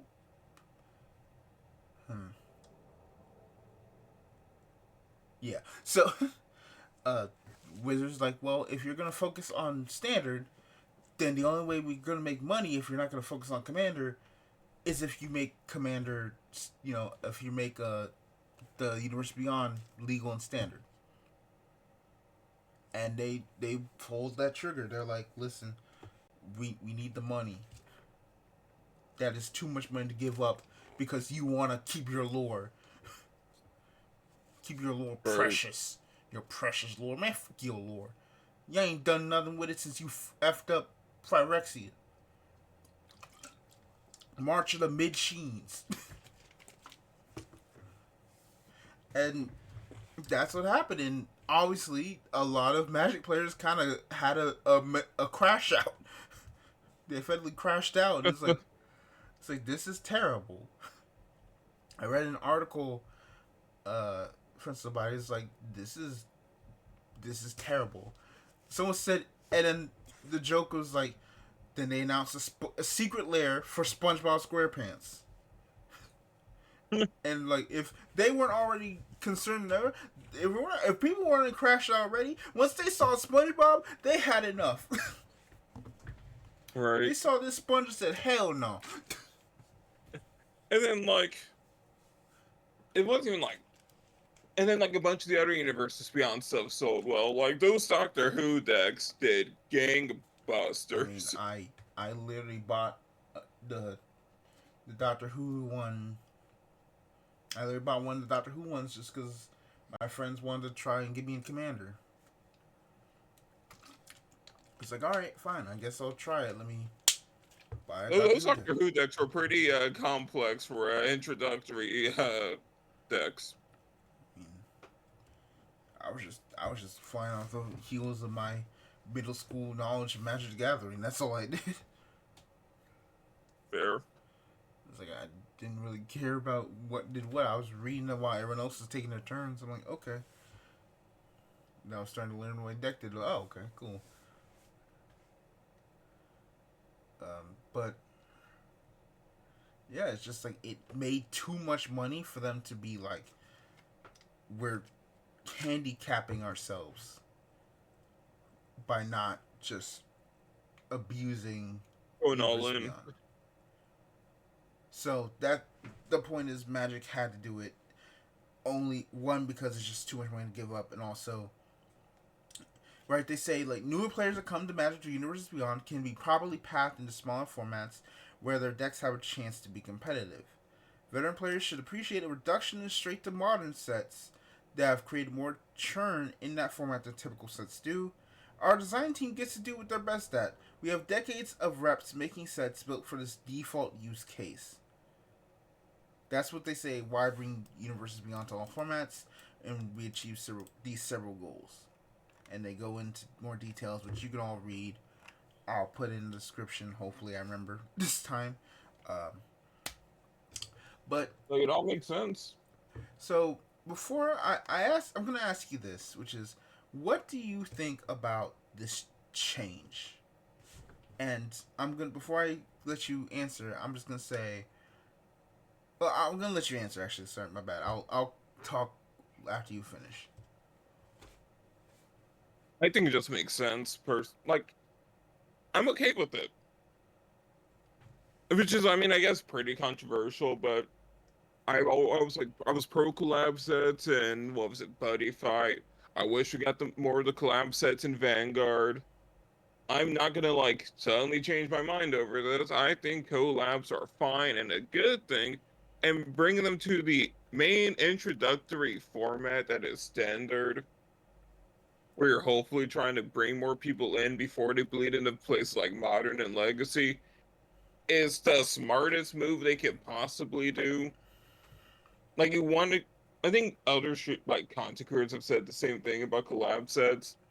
You want them to go from, "Ooh, this looks cool. I like this thing I know," to seeing another card in someone else's deck across the table and going, "Wait, that looks cool too. Hold on a minute. Let me check that out," right? You want to bleed and you want stuff to like bleed through into other formats. So I'm in favor of the change. So I'll point. So okay, so I'll point it out. I saw a video from Toys Down Under, uh, who was previously some gamer dude, when he talked about when he got a discussion about it, and he said, you know what, that this might be a good thing, not because of just it's class, but because his words were basically that Magic hasn't had a storyline going on since 2002 or 2004. They've basically been kind of retreading stuff in the main story, and feel like they've at this point just run out of ideas. At this point, if it means like you can keep some freshness into your world by adding in collabs, you might as well go ahead and do it. Yeah, we based Like, not since, I mean, I'm not gonna say since 2000, 2004, but like for the past like at least 2 years, we've been at theme park land for Magic. yeah. So I say this to say, my stance on collabs is I like them. I've always been a fan of collabs. I've always been cool with collabs.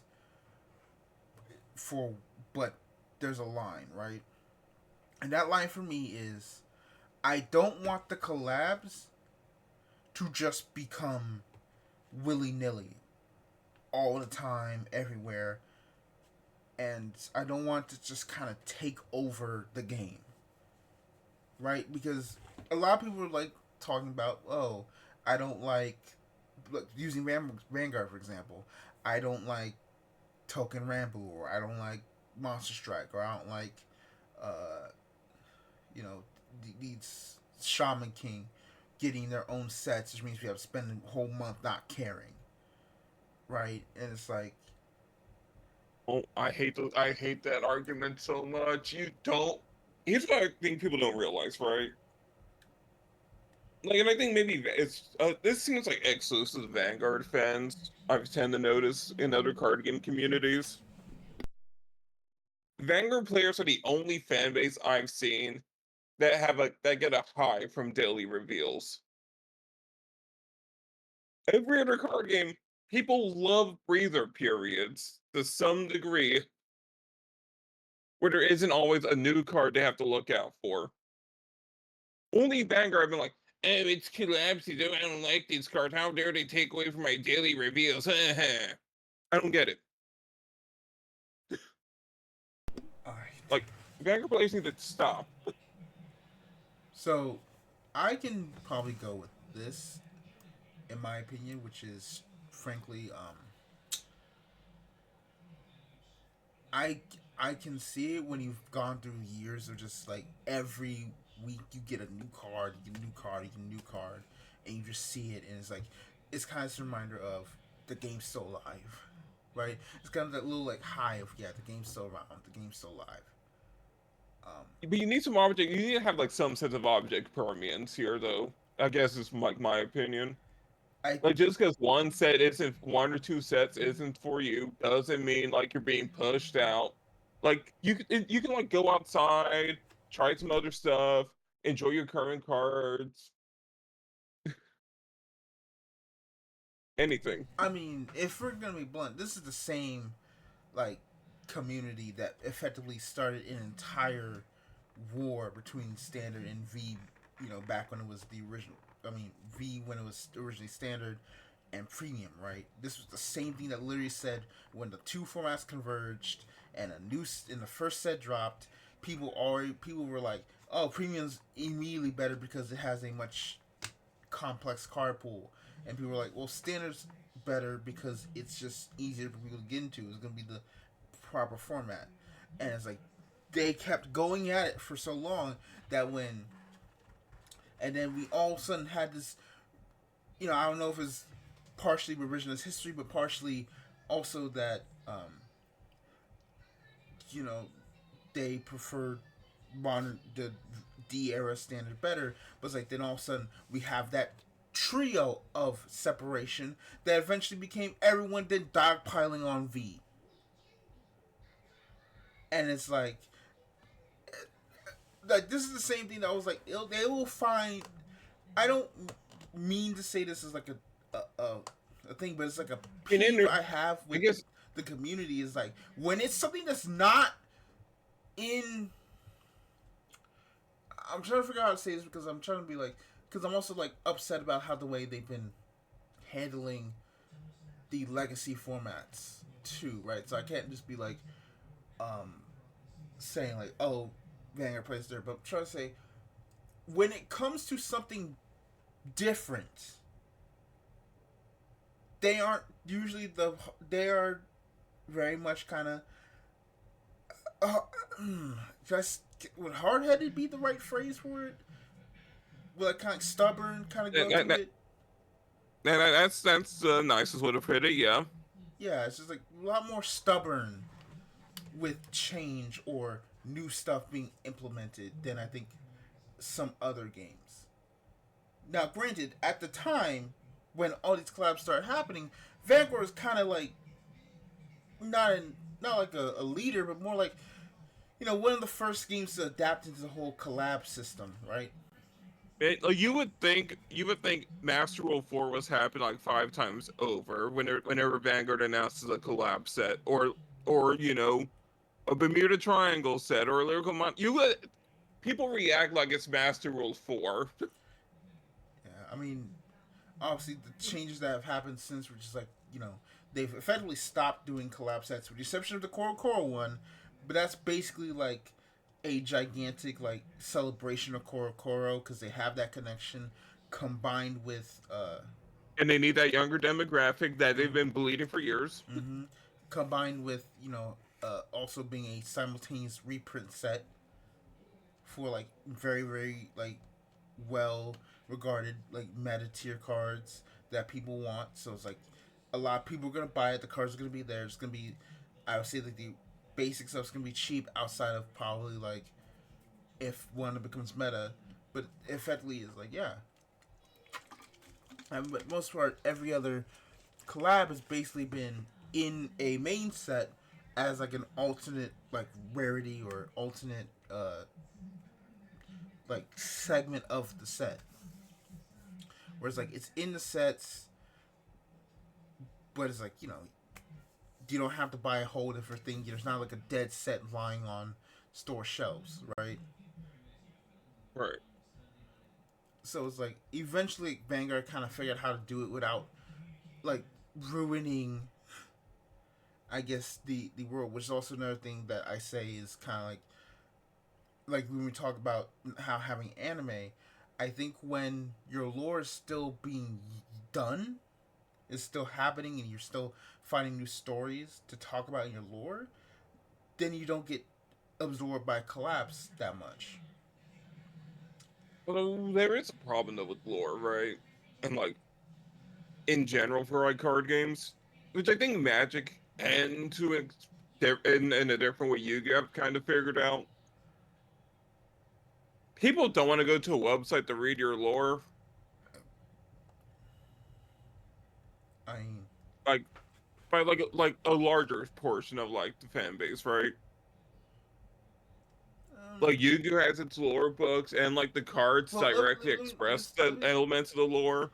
I mean, Vanguard's like here's our light novel on the web page in like three in like a small essay every like set. hold on, because I mean that's not entirely true. I mean, Warhammer still releases books. I mean, Magic. Yeah, but like books aren't like going to a website to read lore, I right? think the Like difference books are is books. I think the difference between what you're talking about with Magic. Let me probably take off the web capture here. But I think what you're talking about with Magic is different because with Magic, they effectively slowed down the lore. And then Right, but I was talking to John like when this originally happened. Is like he was basically like, dude, the lore's been trashed for almost a decade. yeah, but I guess my thing's like there's at least story on the cards. I guess the Yeah, point I'm trying to I mean, make. just storing the cards in Magic 2, there's that little bit. Yu-Gi-Oh! Yu-Gi-Oh does the same thing to Yu-Gi-Oh! an extent. Yu-Gi-Oh! Like is weird because it hasn't kept its lore up since GX happened. Like, because the whole thing was well, I like, mean, it changes, right? yeah, Like every like quote it unquote adjusted series has its own like into a storyline. change. It adjusted into a change where it's like, oh, this, how you have the anime cards that have connection with the anime. Then you have like their own era of cards, where it's like, right, you have that mix of you have cards that like are focused with the anime, then you have more like unique cards, right? Like Diabell Star and everything, right? That's Right, you have like you have the card story like you have your dual terminals, your Road yeah, Legacy, like there's other lore. your Albaz. Right. Yeah, there's other lore areas to get. Like there's like pockets of individual lore rather than like There's that through us line you can us follow. yeah, for a thing, whereas as opposed to like sets that just like are focused on this piece of the storyline. But I Right, and I think think that's why I think it's like the weakness of Vanguard and Build by to an extent. It's like they don't have those like in-game full-on through lines, right? Because like how their cards are designed, especially Vanguard. well, You can't print enough order cards to tell a story in a Vanguard set to keep people like fully engaged. I mean, yeah, that is kind of true, which is why the anime also kind of makes up for it because it is simultaneously like doing that thorough line, but not in the way of it's just the Cray story, but rather the Earth half, right? It's the Earth half and how that is playing out, and then you also have the lore, which also has the Cray version playing out. And from the start, they said like, yeah, no, they're both connected, but you can Yeah, choose there's some like weird which like you can incongruities choose there. which like incongruent, but you don't need each other for that storyline Right. outside of like a few times or like a climax of a story. It's one thing, but it's also like also negatives. Like a negative from that is like also why I got upset with you on the last episode. Got upset in the last episode when they literally like gave us like 10 seconds of Sybil's backstory at the end of the show, and then gave us a side story that tells us everything, like his real motivation, and but also you don't really need all that motivation, but it would have been nice. It's like you have the motivation, you just don't have the backstory of that motivation, how we got to that point. Right. But it's In like you my can live fandom, with, it's like but you the can. backstory almost doesn't matter. Yeah, it's like you know. So It's a neat like, oh, that's neat, cool. Anyways, yeah, so that's just my personal just take on it. It's like I feel like a lot of what makes. I feel like the point is, with if you're a original IP, if you're this whole thing, I think the whole thing is as we move into this new era of collabs and whatnot. I just think it's so much important for the uniqueness of your world to still be strong. And I think that's what happened to Build Divide and Magic is that Build Divide and technically kind of Magic is that Build Divide's world never took off. But I can play as Marin Kitagawa and dress up Darling and fight Oshinoko. but but Magic is now we haven't had a storyline in years. We might as well just slow yeah. down the stories of these worlds and just replace them with universes beyond where we can still do what we do, which is design cards. Because I'm not against classic because I like seeing how a card game adapts a character or storyline into a card. I don't know much about Coro, but I was like seeing some of these like stuff. I'm like, oh, that'd be cool. I would really like to see how this works in the terms of all these IPs in Coro. I don't know much of Coro, but it seems like they put in a lot of love in here. Now, you know what I find like the interesting I outstander is out of these collab sets? hold on one thing, but like one, Musha King. huh? The Musha King's cards. What about it? Like those I feel were like one of the more like interesting and outlandish like integrations of an actual arcade game into a Card Fight Vanguard format. Mm. It's like I don't know anything about these fighting beetles, so I like this rock paper scissors mechanic you got going on here. Yeah, but I think another aspect to me about why it's so cool is like, uh, for example, the quintessential quintuplets, like that, how they implemented, for example, the ending of the manga into the one of the cards, right? Like Yotsuba being an instant win condition when the when you've hit the exact like number when you've hit this exact thing, which results in the exact number of cards, or the exact number of the chapters in the manga. Because like, oh, if you hit 14, if you hit 14 quits in your like zone in the specific zone, and 7 of them are all different, you win the game. And it's like because Quince has 147 chapters, and the character that Oh gosh. yeah, it's like that That's is hilarious. what Ranger Reject has more chapters than Quince now. We Nikki's like, all right, this is my actual child. Quince was a prep. Quince just got me the money. yeah, but that is the whole thing. It's like I love seeing stuff like that. Like that's so cool. Like Right. that's such a really unique way of doing it. So I'm not against collabs. And like Monster Drake having actual gotcha pulls. Yeah, that too. Like I like Shaman King having Oversoul.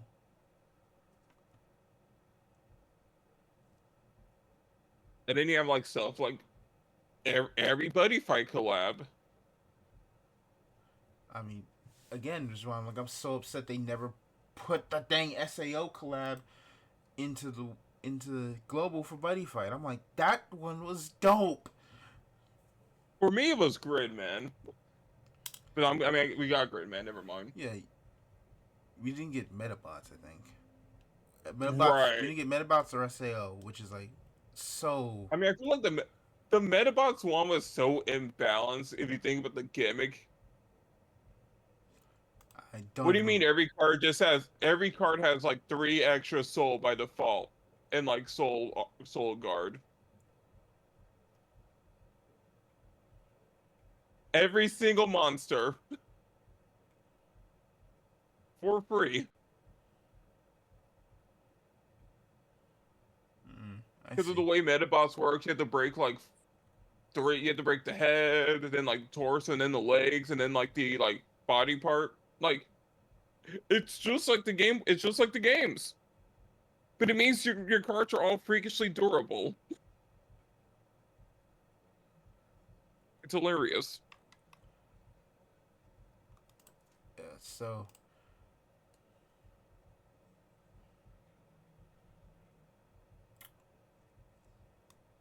Um.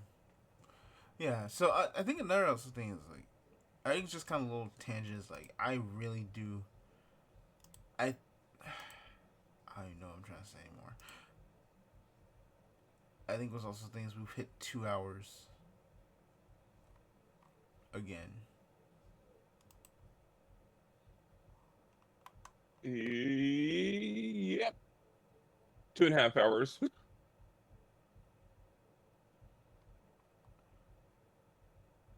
Oh. Yeah, Oh no! I just saw Tony Todd passed. yeah.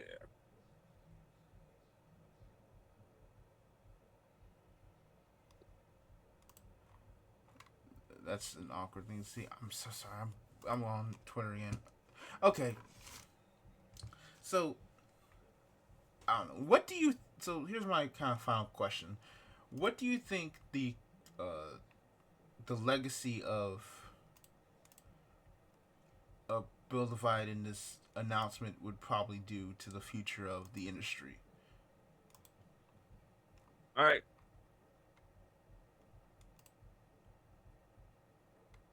It's kind of serving. It's like I guess the whole thing with collapse and like IP stuff in general.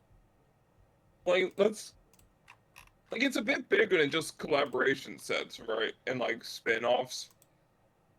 It's Union Arena. It's Digimon, Gundam, One Piece, Dragon Ball. It's Godzilla. It's Hollow Live. It's and I can keep going on and on and on. All just having their own games. I think Build Divide's what happened with Build Divide is just further proof. Original content is dead. IP is king. Enjoy. Mm, Like to be as pessimistic and realistic as possible. The IP games have won.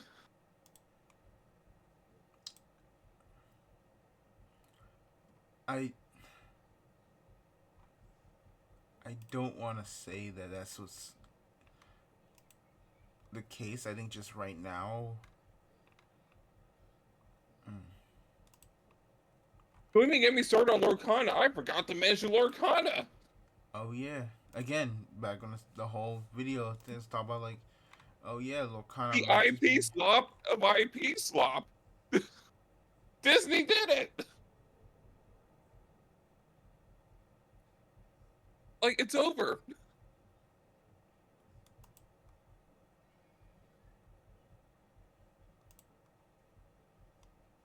And I think that's fine. Like we're heading towards a future I think where the main thing that matters is rule set more than anything else. The card games are becoming card games. If that makes any sense. It's like poker, right? Only your poker card's gonna have different like designs on the back, and you're just picking a different rule set to play by. so.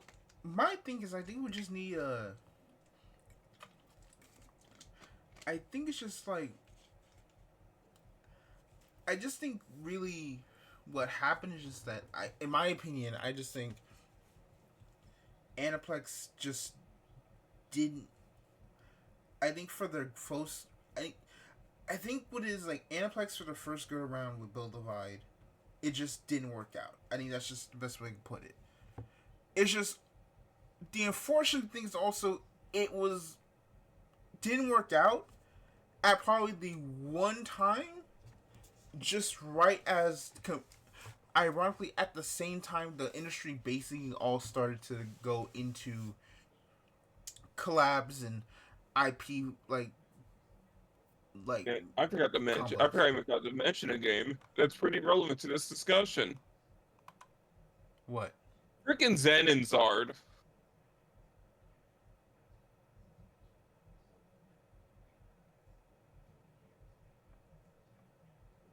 You know, original IP went the way of collabs, did all right, stopped doing collabs, and immediately crashed out afterwards.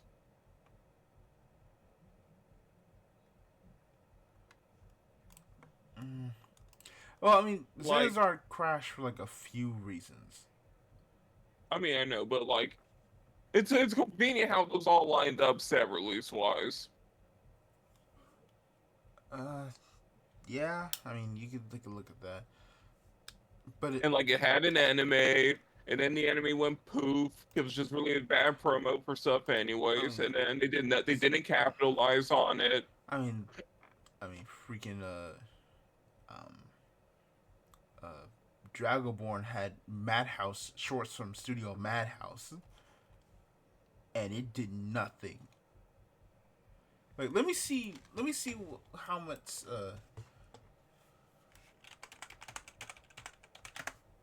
Let me see if I can find the actual like the channel itself to see virtual channel. Let me see what their biggest video was. Their biggest video was sometime around, yeah, I think their biggest video was around set 400 400K, but it was the trailer. It was the teaser with actual gameplay. The Huh. Dragonborn episode 1 of the animation got 19K views, and that was it. I mean, it's probably because 140K views being ran as as an ad on YouTube. That always inflates views. I mean, this was 6 years ago. Where, Right, but like if you like rent like an ad on like YouTube, it's still gonna be a YouTube video that gets views. It's yeah, just but it's a just really long ad. yeah. I'm just trying to say like they just didn't exist. Like the Yeah. modern way of ads is so. I think really was like Amplex's first way just kind of just didn't work out. I just think they didn't know what exactly to do. I think they made a. I mean, it's very obvious that they made a mistake with the Buster Trigger, but I think also the game was just more complicated than it needed to be. Obviously, why Bright existed was to lower the barrier of complication, and it just kind of fell off just right as the collaboration and stuff like happened. Honestly, the Buzz Trigger stuff almost feels like they were tasked with making an edgier Vanguard, right? I mean, you can And kind like even from the onset, right? It said like you got your it's gonna be like you're like Mikaichi and it's like cool shiny Night Blaster blade. It's like you got Teruto, this dude in dark with a cool hoodie and his waifu with a scythe and short shorts. And instead of getting lucky with triggers, you get unlucky with triggers instead. It's so hardcore.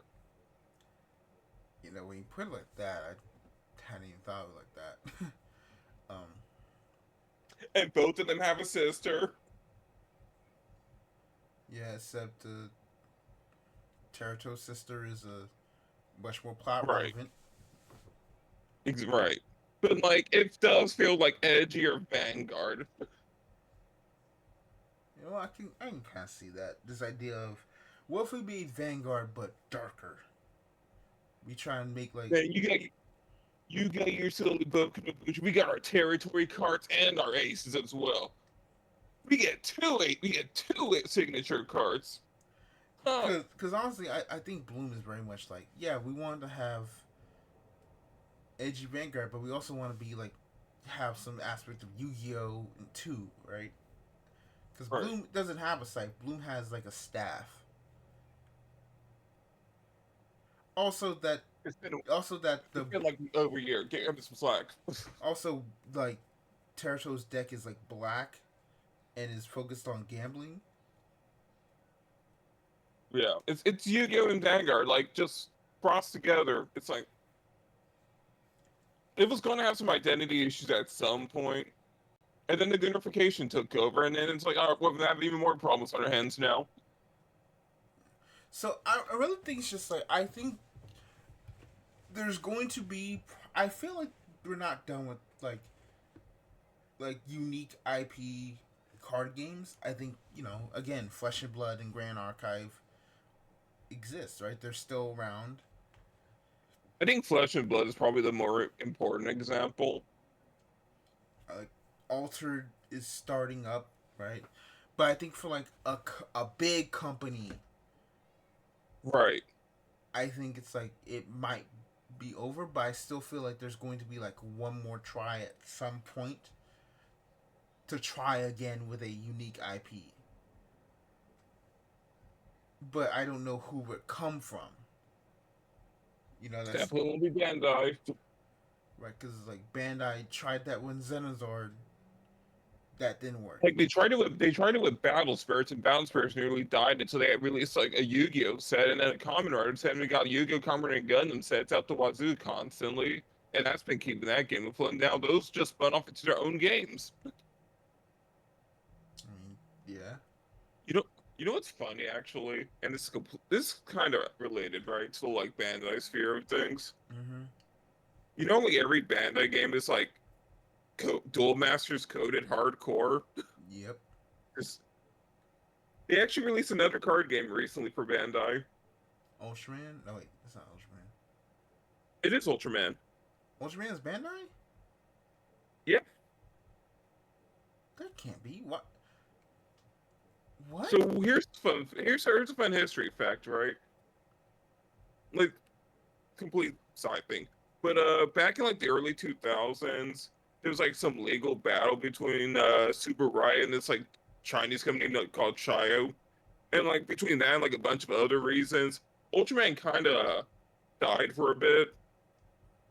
And then Bandai kind of like bailed them out and like took over like basically 50% of the franchise ownership wise. Huh. And so yeah, Ultraman card game is Bandai, and it doesn't play anything at all like Duel Masters or their other card games. They finally did something different, and it's for Ultraman of all things. That is so weird. Because I've seen Ultraman, I never thought it was like actually like, under like Bandai's like moniker, right?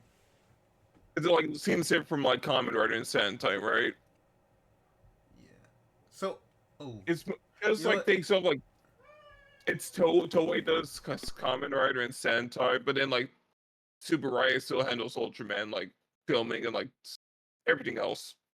It's mostly like merch stuff that's like Bandai.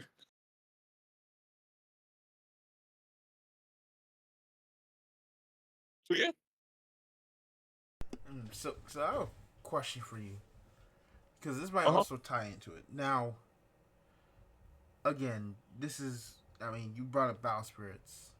And I think it's probably time we kind of talk about like the big kind of the final elephant in the room, which is what is gonna happen to Battle Spirit Saga?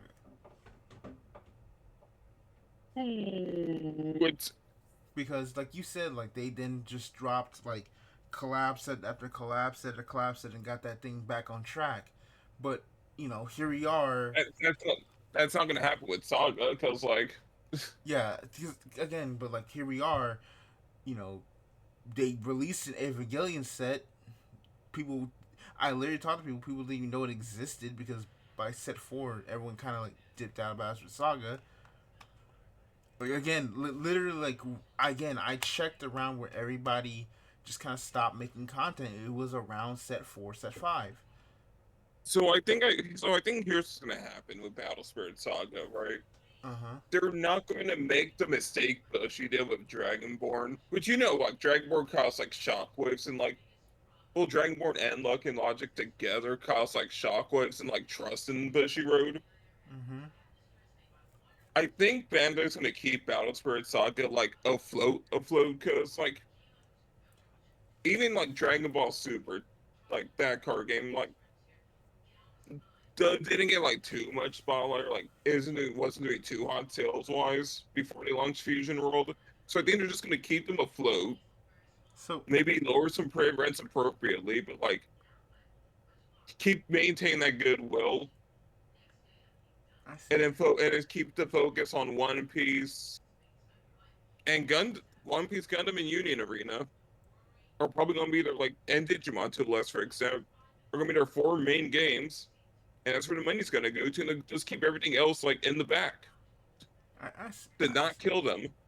You know what I was about to say because I was thinking about it, I was like I feel like if they were to kill Bowser Saga so close to Gundam's release, it would be. I think it would be a mistake because it's like, man, Right. like this game's coming out and it's like, oh, you know, all of a sudden a game just dies as another game starts, and we also get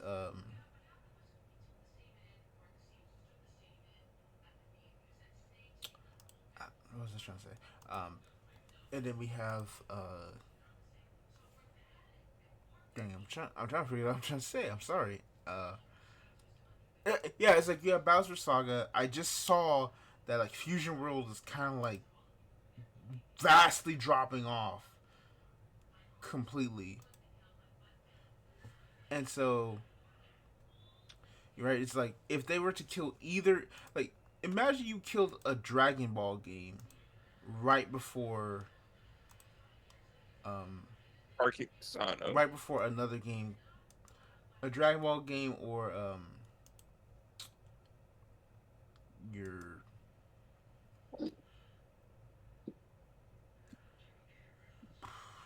I get yeah like it's before it's your too big risky. yeah. It's too risky to drop that now, especially if like something goes wrong. So Like I think what we're seeing here is that like from like how Bandai's been handling their like TCG like deluge, it's who's sure Kidani's some SL. what do you say that? Like he kind of crashed like he's treating Bushiroad as an IP company, right? Yeah, that's always been his intent. The problem is that his IPs are in card games, where there's a lot more like money and like physical product at stake there. Um, So him killing games off willy nilly has a lot more impact than closing a gotcha game, that like is. relatively. I mean, you're not wrong. I mean, I think a lot of people. I think the fact that people kind of. I think the fact that they kind of jettisoned um, D4 DJ out to like a whole different company, and then basically said, uh, um, what you call it, Argonavis or Argonavis said basically said, listen, they're going on a different hiatus. We don't know what to do with them.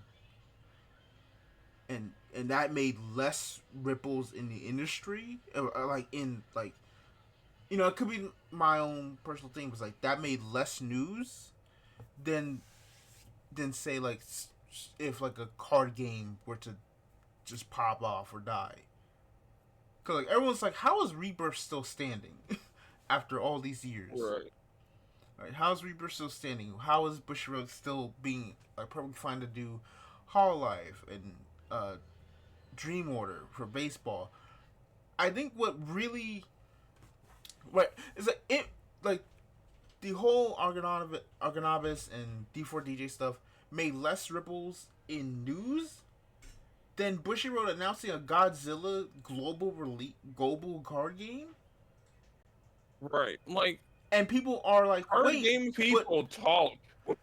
it's like it's also like the difference is like they also have Hololive, and everyone's like, okay, Hololive's gonna be the next global release, and it's like surprise Godzilla is like what? Because Yeah, that was weird. people are already like and again this is not meant to be for me hating Godzilla. It's like people are already like Godzilla, that game's probably gonna die soon. That game's gonna die fast globally. Honestly, Like I know I'm kind Godzilla's of like hoping we popular. get a Godzilla set in Ultraman. I just kind of want to see. Like, look up Ultraman card game gameplay videos. I want Godzilla in there so much. I'll probably look at it later. But the point is that a lot of what makes um the point is that they dropped a the I think a lot of people like looking at Wish was like you had the easiest money printer in making Hololive a global game, and then you just dropped Godzilla out of nowhere. Right. And then it also like again the problem is now is like okay, so what happens with the next generation when we come to next year's competitive circuit if Godzilla's still around? And I guarantee you, I did a poll, and while I was in a big poll, I probably going to guarantee you a lot of people would be okay with them finally like saying, all right, no more competitive premium tournaments, premium's a side event for Vanguard. I'm sure. I'm If sure the Bushiroad card, would if want. I say like, yeah, I mean, let's be honest here. Bushwell wants just to focus on standard only standard. They don't want to deal with premium anymore.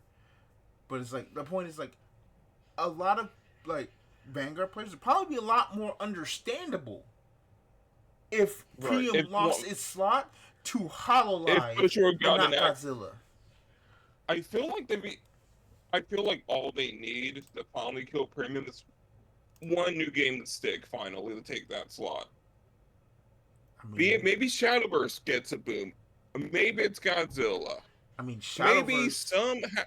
Shadowverse lasting for more than a year is pretty much what killed off V. Right. It was So like we maybe don't. It somehow was like I don't know, no, Rebirth comes over and captures the TikTok Zoomers no. and becomes the fourth big pillar of Bush and kicks premium to the curb. Who knows? I, But Bushy wants something to stick to finally get rid of premium. they want a game to stick globally, which is why it's like Yeah. even more like insane for a lot of people. It's like why didn't you bring on Hololive and just immediately like, get I mean, close to that, right? I kind of get I think. like here's the Hololife's a weird one, Whoa, right? you Like were just like it, far away from the mic, bro. oh, sorry. Yeah, like Hololife's a weird one. I feel like because it is popular right now, right? Mm-hmm. But like Godzilla also has that kind of grognard legacy status. Yes, but I think the difference between like again the difference between that is like we knew Hololive existed. Hololive is an already established game. We saw it made top 10 in the last last monthly or uh segment of the details, right? We know it's a game that exists. It's her set sold like gangbusters. If you're waiting for the second set, okay, that's fine. But why on earth would you then announce another game when you're still waiting for a Hololive set 2 or 3 to show if that game's ready to come to the global market. My biggest issue with Bushiroad, I think this is probably like, I might cut this in the whole thing and say it. My biggest issue with Bushiroad right now is that I remember when they said by 2026 or 2027 they want to be the number one TCG company. And I'm just like, with what method are you doing that? Because right now I'm not seeing it. Cell division. Like, let me kind of rant here for a second. When you say you want to be a number one company, I'm gonna be completely honest and ask this. So, have you decided to bring back the European or North American uh, offices yet, where actually you can connect to the specific regions and actually like make moves here where they can like actually work instead of just being stuck in Singapore, which is basically just like across the street from Japan? No, you haven't started that process yet. I don't know if you started the process or not. That's we're gonna know with that. But you haven't started that Probably process not. yet. No, it's been 2 to 3. It's 2 on 3 years since that happened, right? Since you closed down those regions and just made a whole United Global thing in Singapore. Okay, that's cool. Have you decided to clean up premium formats that you can make sure that the global area, which does play this format, actually feels happy with what's going on? If they're not getting new cards, they can at least know that someone is balancing the game. No, are you out here? Um, are you streaming events that you have access to, or getting a team that can stream events? Like, I gotta put respect on Echo's name, because the fact that he is going to effectively visit every single European BCS and stream them all is dope. But why the hell is he having to do that? Because no one else can do it. Because Bushiroad won't hire someone to do it. And the fact that not only that, NA has a lot more events. Why on earth is there no North American stream things except the one that's gonna happen in Houston? Because that place already has the infrastructure to do it.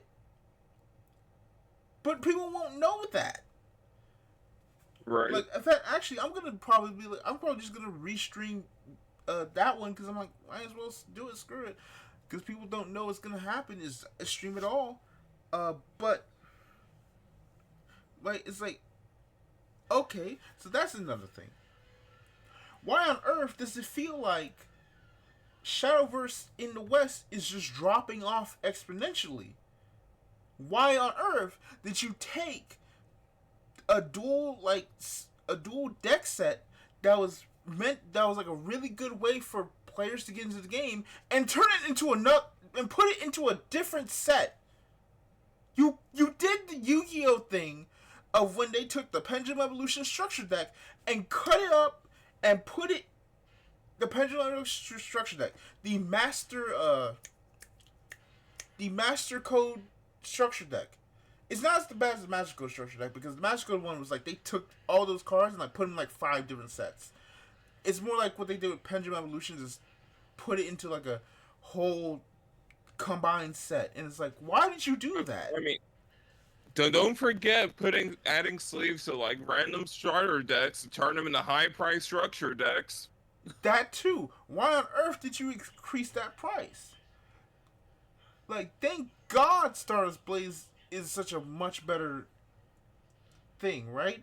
Like, the whole point of those $3 structure decks, which were just vanillas, was because we literally just want you to get in the door. They were literally like, we literally just giving you $5, put $5, 500 yen on the table. Here you go. Literally just learn the game. Have an energy generator that you can use for all your decks later when you finally are more akin to the flow of the game, and be good. Right? There was a theory of it. I don't get what the theory was of adding sleeves to vanilla decks. Like, my thing, and then not only that, you're constantly adding new card games. Why are there vanilla decks? No, and then obviously now we get to the whole you're adding more card games. Quince is meant. Quince is pretty much. I'm guaranteed is gonna only last 5-6 sets. I think they said this won't be shorter thing. Hololive is going to Some be of these two. need to be LC. Some of these need to be LCGs so much. Yeah, Hololive is going to sell well. They're lucky. Dream Order is baseball, and they love baseball in Japan. So here's the funny thing The about fact Hololive, alright? Rebirth is still alive somehow. White Shorts Like, Blau is just white shorts for women. Like I just put out 5 card games. I ain't even talked about White Vanguard yet, or Shadows Evolve. That's 8 games, and then we added Godzilla. So that's 9 games. By the end of this year, I probably predict there's going to be 10 announced or currently active Bushiroad games. I mean, Bandai's not that far behind. And now we're adding games in which we're now adding 4 games. In the West, we could, even with having a US branch and a European branch, we couldn't handle 4 games. So here's the plan, actually, alright? No. There's a short solution to this. What? We get a card we get a card game player in the president, force a big like $1 trillion infrastructure bill, and the like, I don't know, build the empty parts of the US up, and thus we solve the population density problem and we get more card shops. What the heck are you Look, talking about? it's been a long night. It has. We're almost about 3 hours. We're like 2.5 hours in. So my whole thing is that I I do not believe. I think Bushiroad or maybe Kadani, I don't know, is thinking being the number one card trading card game company means that you have the most card games. Which is like, I don't know why or what else you think about it.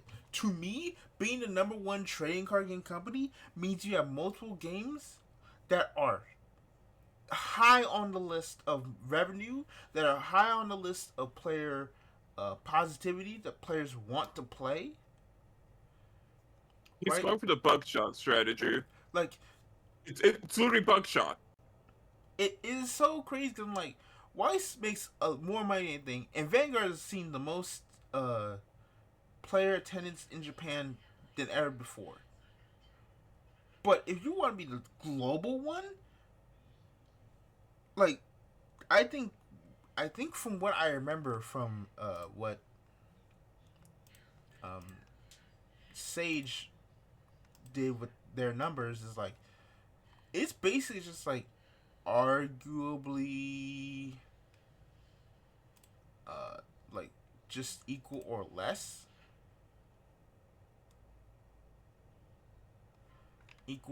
Hmm. than last year. I don't remember that, but so the very much the whole thing is just like, man, how did You know, I so have it's a like theory actually. it really is just like, I don't know where you're getting this idea. If we're gonna be the number one TCG player in the TCG game, and you can't keep 4, you're better than get 4 games working. I think the reason behind the bugshot strategy he's applying to TCGs is also possibly some weird investor driven market caps shenanigans, right? Like, if you think there's like a bunch of segmented groups with their own market penetration rates, and so you make one thing for the Godzilla fans, one game for the Hololive fans, to try to capture as many of those as possible, and you're not expecting any bleed over, the strategy kind of makes sense, right? Like maybe he's predicting that like Card Fight Vanguard has a cap on it, a maximum amount of profit share that the Vanguard community and any like outside onlookers can actually hit. You mean like So how when that just market, things are going to happen? like, there's a hard count on how many people are going to play Vanguard, no matter what they try. I mean, They can get close to that cap they by recruiting some new blood, but theoretically, there's a cap. mm, And when that cap gets full, or you don't think you can bleed more money, get more blood out of the stone, your next best bet if you're some IP driven like shareholder funded investor guy is to immediately go for a new market and launch a new game, a similar product line for that new market. It's why the Coca-Cola company has like 10 different drinks, why PepsiCo has like 10 different drinks. Find a new market. I get you. I think the, I mean, yeah, as a business move, it makes a lot of sense. It's just as a consumer, Actual player, as right. an actual player of a couple of these games, it's like it's It's a bit frustrating of a downer. because that money and to produce all those other games could be used to prop up this game. This game that's made it 15 years. Most games have not even made it to a 10th anniversary. I I Most games I die before guarantee 5 you, years. Build Divide as an IP will not make it to 10 years. No, Brighton, not even joking about like Build Divide is like thing. I'm talking about Bright instead. I don't think Bright is going to last that much longer, in my opinion. it's If not. it lasts 10 years, okay, that's cool. You know what? You got it. I'm just gonna let it go.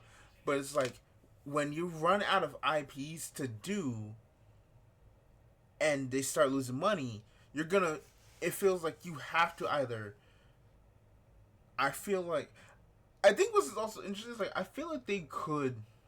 I think what's also unique, and this is like a side tangent. I think what's also unique is that they possibly could just bring back Build Divide, like the base lore and whatnot, and just kind of reboot it or continue with like a time skip, kind of like how Vanguard did it.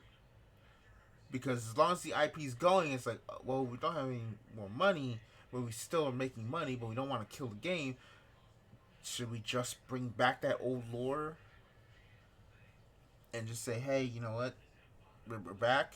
That could possibly be a thing, but I don't know if it would survive that long to do so, or if they would want to do it. And if that happens, Thai Buddy Fight's going to be a case study. Oh, what? Who said you can't actually revive a game? like Oh, it they would. will say the funniest thing ever was seeing that Thai Buddy Fight ban list and seeing Buddy Fight is banned in Buddy Fight. There is nothing here that we had to ban Buddy Fight and Buddy Fight. For context, everybody, in Buddy Fight, there is a card that's literally called Future Card Buddy Fight. It is the last card ever released in the game as a Banned. thing, and so it is banned because it makes a lot of other decks just strong. So that is The most ironic thing ever.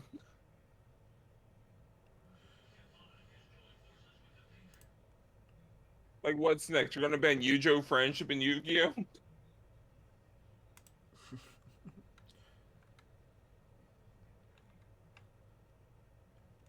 Yeah.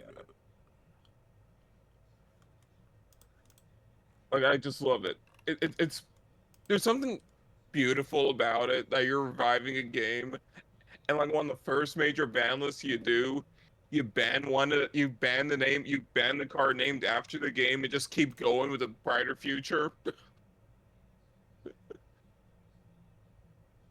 We don't do that here anymore. So, Poetic. I, but yeah, I think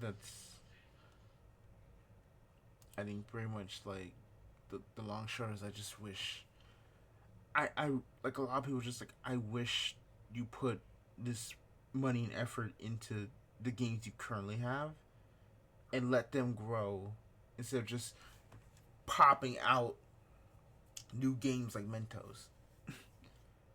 I feel like I agree. But like our education system, there's a limit to how much money you can put in and get additional output.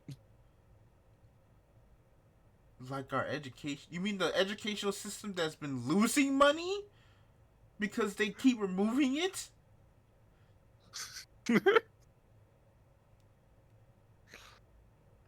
Either that was the greatest uh I the greatest reference imaginable, or you actually forgot that the education system has been shit on for almost a decade plus.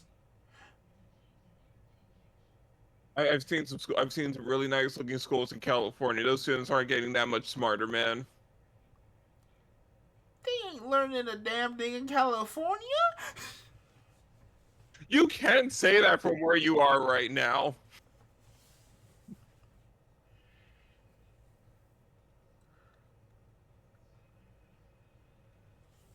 We're, You know, let's not have the Texas versus California education system debate. you know what? You're This right. podcast isn't ready for it.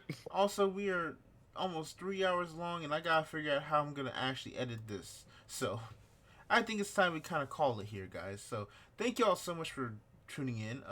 You can find Yeah, me thank you. on Blue Sky on at Zex Wing. Also on the X, which is Red Fangs X. You did not just call it the X.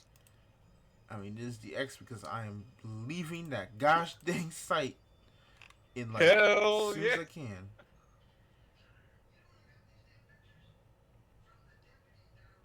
Fair. And you can find me on Blue Sky at Zeta Zephyr dot blue, Blue Sky dot social.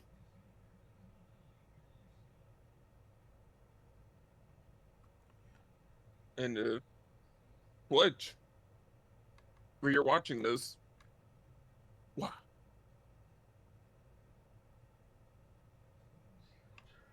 Yeah, so we will. Yeah. Next episode, I don't Next know. Well, episode will probably maybe be something different. in 2 weeks, and we will probably talk about something when it gets there. Maybe something non-card game related.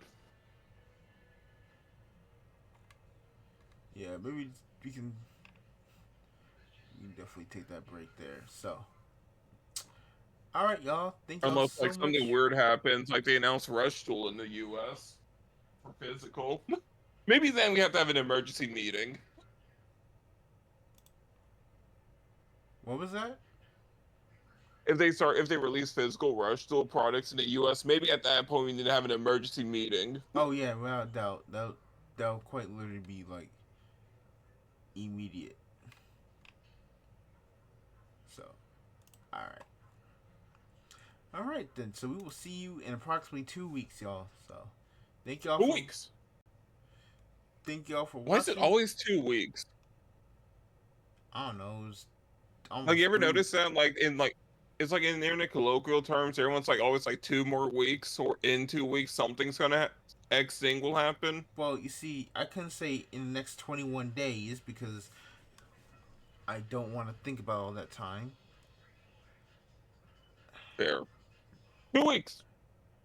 All right, y'all. Have a nice night.